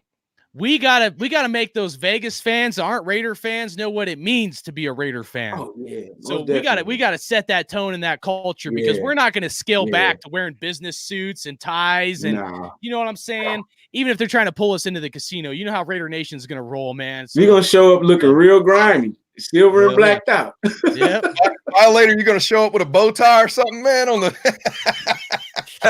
maybe an award show or something, but that's it, bro. That suit is my black tie. That's right. Yep. All right, man. Well, hey, dude, Definitely. I can't say thank you guys again enough. Thank you to the chat for everybody that tuned in here. And then, as you guys give your closing statements here, just make sure you tell everybody where they can find you and your content. I'm sure, Q and whatnot. I'm sure a lot of people know about you, but just let everybody know where they can find you anyways. And any message to Raider Nation moving forward. I know we've been united and with this, kind of QB controversial thing, there might be some division, but any message you want to give Raider Nation, Q, why don't you kick it off for us, brother? Yeah, I wanted to address this message in our chat thing that we got going on this, and it's from, and I don't know how to say the first word, but it's Raider, and it says, do you guys actually think a wide receiver will change Carr's way of playing when a yard apart from coverage is open in the NFL? And Carr don't think so. I think what Carr needs is speed, speed, speed, speed. What have the Raiders always been? They've been about speed. And if you look at the AFC West, there's a whole lot of speed in that division, and the Raiders don't really have the speed to compete right now. And I do think that whoever the quarterback is, and I do think that Carr, because as you mentioned, Hardcore before, he did throw the rock before. He threw it, but he's going to trust, especially with Gruden. Gruden don't want him to make a mistake. And Gruden always says a lot of things in the media. Yeah, I want him to take shots down the field. No, I want him not to take. He sends mixed messages all the time. So I think if the Raiders get a lot more speed as far as the wide receiver position and just the team in general, then yeah, I think you will see a little bit more aggressive Derek Carr. Is he going to get reckless? No, but he'll get a little bit more aggressive. So that's just, I just wanted to address that message real quick. It was a question to address. Can I throw something in there real quick? Yeah, please do. Because you're right about speed. And I said that at the beginning of the year that, like, after we played the Chiefs and they have like 3 to 4 wide receivers that are all burners, and we got smoked, and we've talked about linebacker, like even Isaiah Simmons could fall to us in the draft, man. He's like a universal talent, that hybrid talent, someone's going to fall to us, whether it's Isaiah Simmons, CeeDee Lamb, Jerry Jeudy, or Tua. Someone's going to fall to us, man. I don't want to see why I did not want to lose that. Running back. I did not want to see us lose that Bronco game, but that Bronco game, us losing that Bronco game was probably the best thing for our future. And I hate to say that really hurts me, honestly, to say that. But also in free agency, Demarcus Robinson for the Chiefs, and then what's the guy for the Chargers? Is it Michael Thomas or something like that? Anyways, there's like 2 guys right there, that are at least Demarcus Robinson. A lot of people don't know about him because he fell off the depth charts because he struggled with some marijuana stuff. But that dude's got some speed, and he's came on the scene here and there for the Chiefs. He's going to be a free agent. So, anyways, the point is that Q, you're 100% right. And there's going to be options out there, whether it's draft or free agency or both, so I apologize. Don't take your thunder, but that speed kills, man. Cliff Branch. It always has. Speed always kills. And so that's something that the Raiders need to do and address in multiple ways. Draft, free agency, whatever they do, they need to go out there and get some more team speed. They need to have that. Right now, they're not competing. But anyway, you asked me to tell everybody where you can find me. So let me do that. Every day I do a show on ESPN Central Texas from noon to 3, holding it down in like I said, Central Texas on ESPN. And then I do the Locked On Raiders podcast on the daily. You can find that on any podcast network that you check out. Also, Black Hole Banter podcast. I do that as well. My man, James Arcelana, he's actually the one who got me involved in the podcast to begin with. So got to give him a lot of love. And you can find me on Twitter at your boy Q254. I usually respond pretty quickly on Twitter, but that's really the only social media you can get me on is at your boy Q254 on Twitter. And that's enough for me. That's already a headache in itself. So, it's already enough drama going on there. So that's where you can find me on the daily. Always like to show love and talk Raiders talk. I appreciate the invite to be on the show. It was a great time being on with these great guys, and Violator as well. Obviously, you're an icon. So much respect to you, my man. And appreciate everyone on this podcast or on this show and this everything. It's been a lot of fun. Yeah, we appreciate you, man. You got any message to Raider Nation? Moving just on, win, baby. As I close my show every day, as always, Raider Nation, just win, baby. Hell yeah, I love it, man. Violator, man. What's up, baby? Look, you can look me up on Twitter at Violator57. I usually hit you back pretty quick within a day or so. You can also catch me at NFL Nation Live. That's a podcast that I do with Ref Guru, David Grant. We're trying to get fans from all the teams to get involved with this. This is a podcast where the fans have come in and give their opinion. So check us out on that. We just started now. This is our first season, but the relationship is beautiful. He's an old Raider fan, so you can imagine that. He's got some war stories about the old officials and that whole mentality, that's hanging over the Raider Nation. But, so anyway, at Violator57. And check out my new signature cigars also, V57s. Hit me up. Hell yeah, man. Much love. All right, Watts. Yeah, man. You already know YouTube, WattsRaider. You can check me out on IG, all lowercase, WattsRaider, and also on Facebook, facebook.com/WattsRaider. Not on Twitter. I've been thinking about it New Year's, but I don't know. Maybe one day, but that's pretty much where I'm at. I try to check out everybody's shows, man. I try to get on everybody's stuff and, kind of support when I can. So you might see me in the comment section or, the live comment section or whatever. And I just love the Raiders, man. That's just my team. I mean, till I'm gone, so I just want to see us win championships, bro. I mean, that's just the bottom line. I just want to see us dominate. Like I watched all the highlights from back in the day. Like I want that for the Raiders. I want us to be that team that we was in the 70s, in the 80s, just that feared team. And I mean, if once we can get the team to cause fear, I mean, the Raider Nation, we running stuff wherever we at, we running it. So I just think this is the last piece. We got to get this team together. We gotta get more. We got to cut down on penalties in games. We can't let the refs, kind of look at us as an undisciplined football team. I just think that's how they look at us, and we get a lot of flack our way from the refs because I think they just look at us in a certain way. I mean, hey, I appreciate for letting me come on the show. Let me be a part of this. I appreciate you, Violator. For keeping in touch with me, man, over the years and encouraging me, encouraging the whole Raider Nation. Man, I just appreciate you, man. I mean, you inspire a lot of people, I mean, not just the Raider Nation. You inspire a lot of folks, man. Q, hey, you already know, bro, we good. You know what I mean? We're going to cross paths regardless. And I appreciate your passion and your opinion on a lot of issues with the Raiders. For sure. And MoJoe, you already know. You know what I mean? And hardcore, man. I just appreciate you for just bringing us all together with this platform. You know what I mean? Yeah. Big ups, man. Big ups for that. Yeah, definitely. So, I mean, like I say, I'm going to keep riding with this team no matter what. And it's just the Raiders in my heart. So that's all that matters. So much love, much respect, man, to everyone, everybody in the chat, everybody that tuned in, everybody that shared the promos and, helped promote the show. I just appreciate everybody for the support, just for all the video makers, Murf, all the channels. I mean, we deep. I really don't see no other team doing it like we doing it. Ain't none. So, I mean, like I say, we just gotta win games, man, and we'll have the world as our oyster. We win games, we can do whatever we want. That's just my thinking. So, looking forward to the new era of the Raiders, the Las Vegas Raiders, man.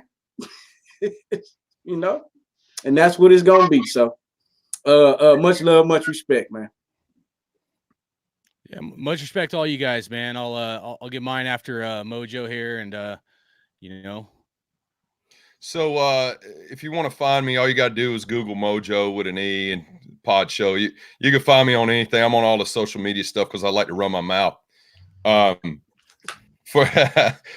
want to thank you, Hardcore, for putting all this together. It's truly amazing, man. It's a big deal. It's something that nobody else is doing. So hats off to you, my man. Absolutely. And then obviously, man, I'm amongst some greats here. I appreciate everything you guys do. In your different ways, right? I love Watts' channel. I listen to Q almost every day of my life. And Wayne, I've met you quite a few times, but it's an honor to interact with you like this today. You believe it or not, even today you motivated me a little bit more, man. I don't know what it is, man. It's a God's gift to you, my man. But you can motivate, brother, and I appreciate you for that.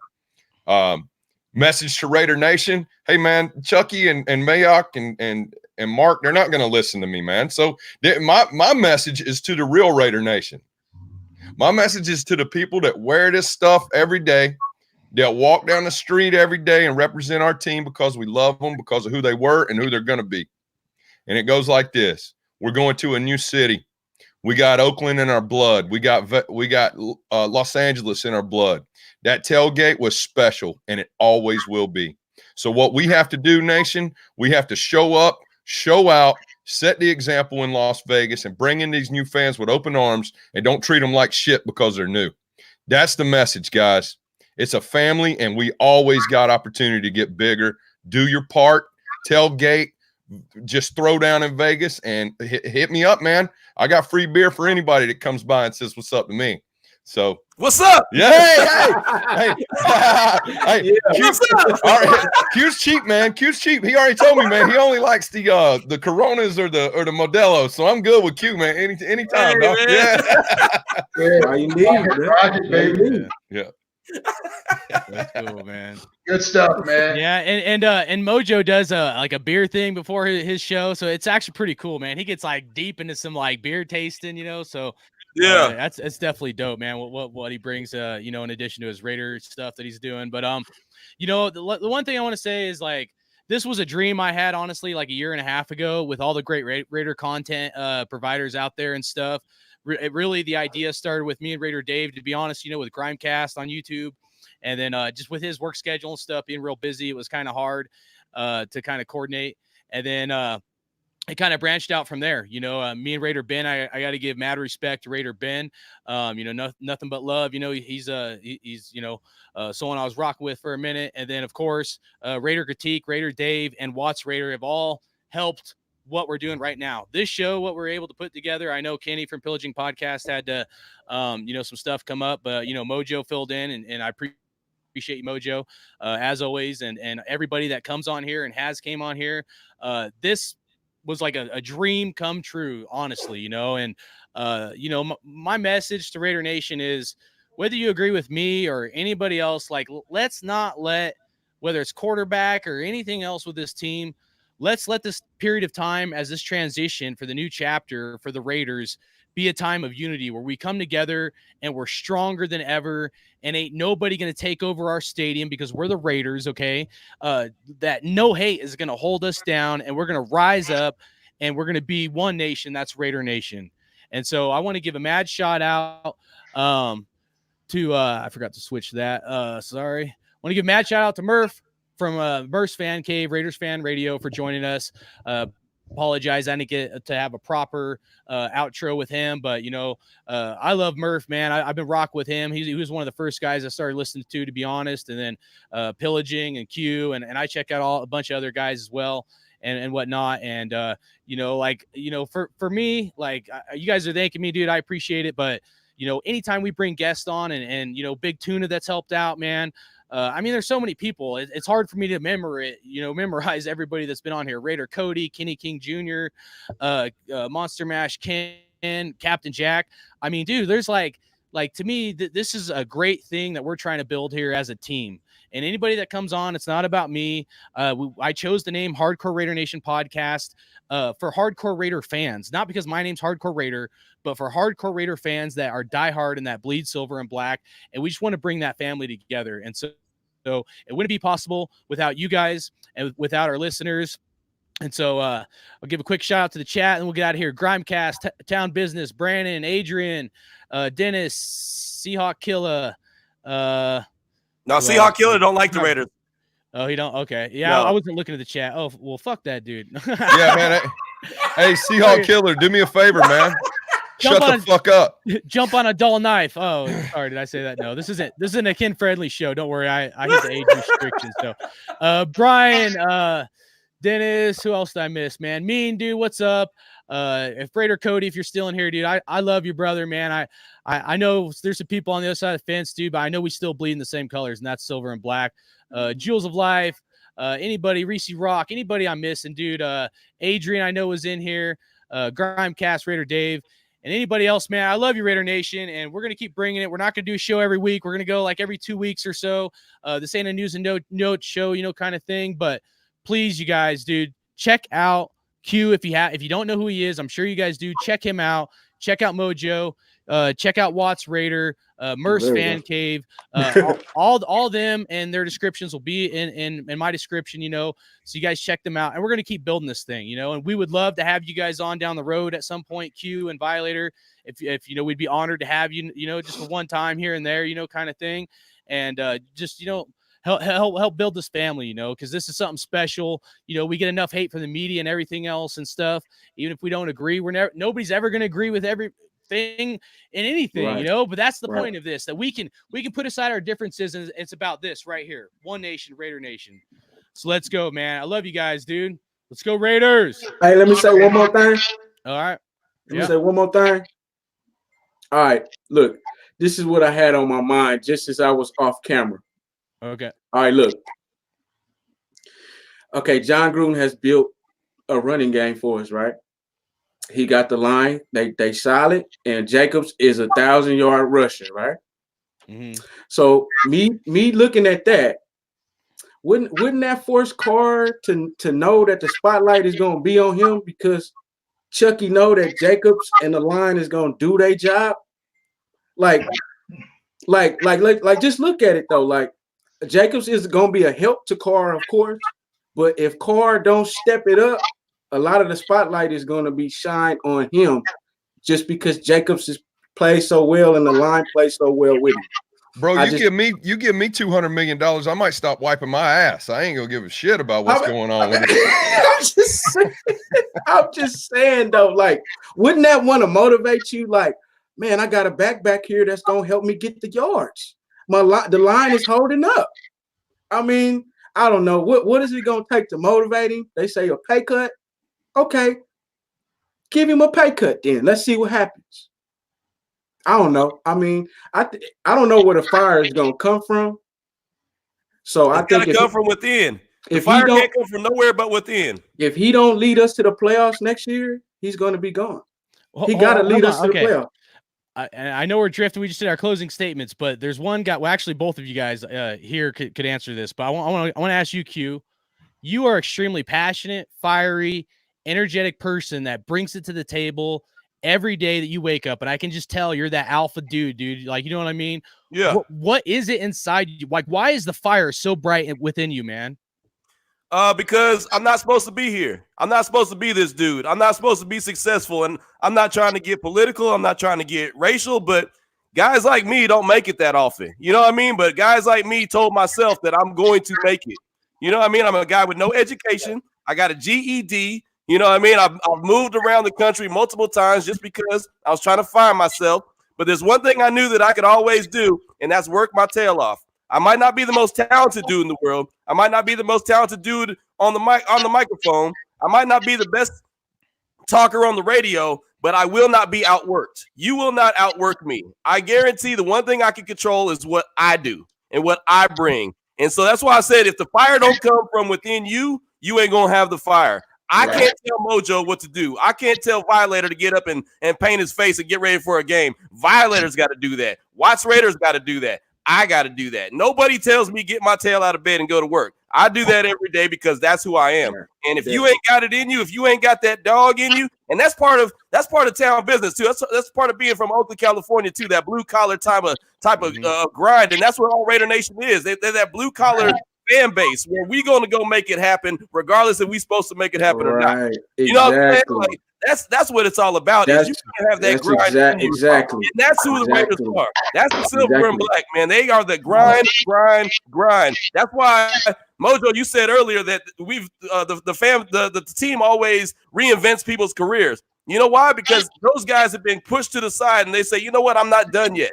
I'm not done. I got this in me. Rich Gannon became an MVP once he got to the silver and black. Jim Plunkett became a Super Bowl winner once he got to the silver and black. Look how many people have reinvented themselves once they put that silver and black on, because they knew that, you know what, I got to do me. I got to do what I do. And that's who the Raiders are. That's who Al Davis was. That's what he was. He was a guy who was going to do things his way, and nobody was going to tell him nothing, and he was going to get it done. That's who you have to have in. You have to have that dog in you, or you're not a dog. Nobody can teach you to be a dog. If you're a cat, you're a cat. You know what I mean? Definitely. So the sheep. I mean, I just got that in me. My mom always told me the only thing I can do is go get what I want to do. If you want to get it, you go get it. Don't let nobody stop you and tell you, well, you ain't the right color, or you ain't got the right education, or you ain't, this, or you ain't that. I'll be damned with that. I ain't got no crutches in life. I'm gonna go get what I want to get because I want to go get it, and that's all it is to it. Right. Simple as that. That's what we live by. Yep. That's why we make it in life. I keep telling people, I say, man, people from the outside, they say, oh man, the Raiders, they suck. They ain't even having a good team. It's this long. I say, but look, the Raider Nation, we winners though. Yep. It's just the team that's sucking. But we winners in life because we follow the teachings of Al Davis. We stick to the script. We use it in our daily lives. We use everything. We use all the philosophies of it. And I think that's what separates us. We got something that we live by, that's incorporated with football. Yeah. And I think that helps a lot of us make it in life in general. So I mean, that's another reason why I'm always proud to be a Raider fan, because I know the history and I know what it's about. So that's what keeps the fire going too. Yep. It knowing that I'm not alone though in how I feel about my team, basically. So yeah, I agree with you, man. We use it in our daily lives, man, and when you put it to use, I mean, it makes you a better person, man. Yeah, it really does. Think about this. And Violator, I know Violator knows this for a fact. 10, 15 years ago, was there anybody talking about the Raiders? There was no outlets talking about the Raiders. There were no YouTube channels talking about the Raiders. There were no podcasts. When the Raiders were winning back in the day, they barely get on the news, barely get on ESPN. That used to piss me off as a young man, just as a kid. Like, how can you talk about the Raiders? They just won a big game. They couldn't get on TV for nothing. ESPN wouldn't give them no kind of love. Now we got Hardcore Raider, we got MoJoe, we got Violator, we got WattsRaider. We got many, many outlets that you can go, and I support every one of them. I don't care if you agree with me or not. I support every single Raider podcast, Raider YouTube channel, Raider anything, because I know it wasn't always here. It wasn't always here. You know what I mean? Now it's here, and now it's prevalent. It's large. It's huge. There's so many fans out there we don't even know. There's so many. We all have an opportunity to touch people's hearts. Right. Well, and I've said that too, man. Almost like your exact same take. And shout out to Mikey too. Shout out to Mikey Raider. Yeah. Mikey. Shout out to Mikey. Q, man. Essentially, what you're saying is it's authentic. Like, we created our own stuff because nobody it wasn't right. And I hit the game late. I just want to bring this family together. That's my motivation. You know what I mean? And I love talking Raiders or whatnot. But the reality is like we started something because they weren't talking about us. But guess what? Now, like, everybody's going to start riding our coattails because how many like I know you work for ESPN, so I'm not saying that, but like, no, it's okay. There's guys like Adam Scheffner and people that are on like ESPN like TV that are doing podcasts now. There's big wigs that are like starting to do podcasts now. You know what I mean? I think even Ian Rappaport, I think might there's do one. There's shows in Vegas right now that are doing shows on the Raiders every single week that aren't even Raider fans. And they don't even know anything about the team, man. Okay. I'll say one thing. I said you need a promotion, and I wasn't lying. And I've said I love 98% of Raider content creators out there, but there's a couple that I can't ride with. I'm not going to call out names. I'm just going to leave it at that, man. But Q, man, you need a promotion, dude, like I said. And as we get out of here, Violator, dude, I know your passion burns bright, dude, like just as bright as the Al Davis torch, man. But I want you to wrap us up and all the years you've dedicated to this team and all that passion, and just kind of wrap up what Q was talking about with that fire, that burn, man. Yeah, I want to piggyback off what Q said, because that's inspired me, just you listening to the passion coming out of you. Like you say, fire does not come from the outside. It comes from the inside. Here's the deal, and I'm proud to be on this with you guys here, because some of you I haven't met yet, and I can't wait to face and give you a big hug. It's about family with us. We are the outcasts of the league. Mm-hmm. There is no off season. This is a way of life.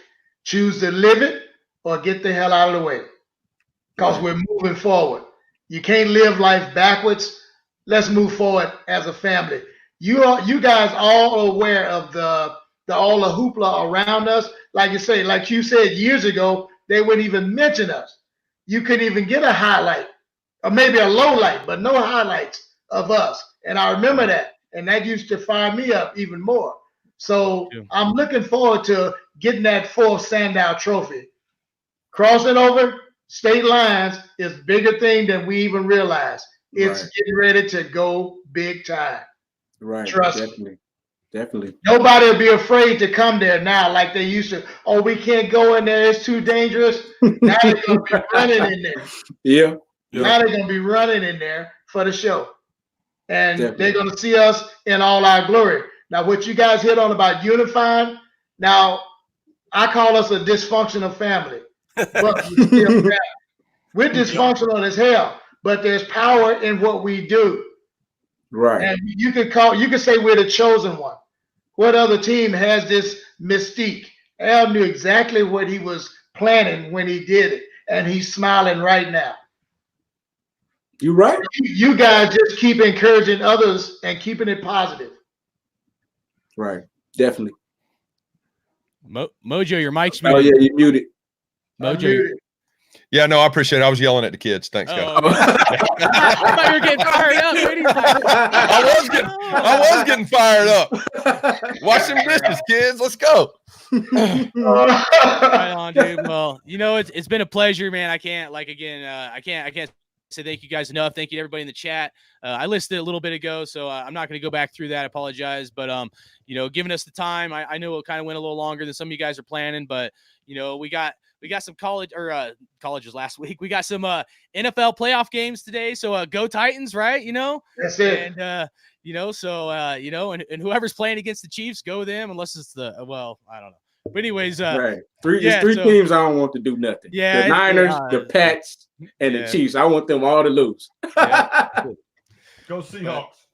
That's cool, man. Right. You guys keep doing your thing, dude. Keep bringing the passion. Keep bringing Raider Nation together. Keep that positivity. I love you, bro, man. Can't say thanks enough. Violator, I can't say thank you enough for the inspiration you were for me from a young child, seeing you on TV and just how that would get me pumped up, man. So you definitely made a difference in my life, and I know others as well. MoJoe, man, thank you, sir, for your service. Watts, man, Watts got the Night Raider, man. He's a wolf eating up the sheep out there, but no, it's dirty right now. All right, on. But, everybody, hope you guys had a Merry Christmas, Happy New Year. We'll do it again, man. Stay in touch, and let's go Raiders. Raiders. Looking forward to it, gentlemen. Raider Nation. Stay up, baby. Yep. Oh, man, I'm gonna miss you.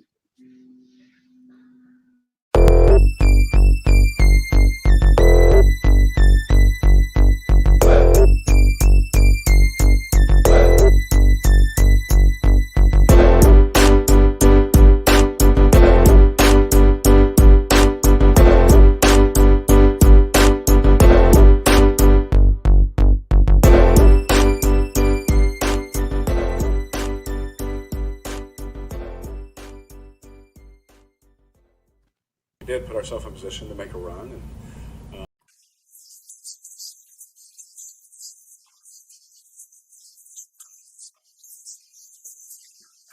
Look, happy holidays, Raider Nation nationwide. Let's go. Get some. Raiders!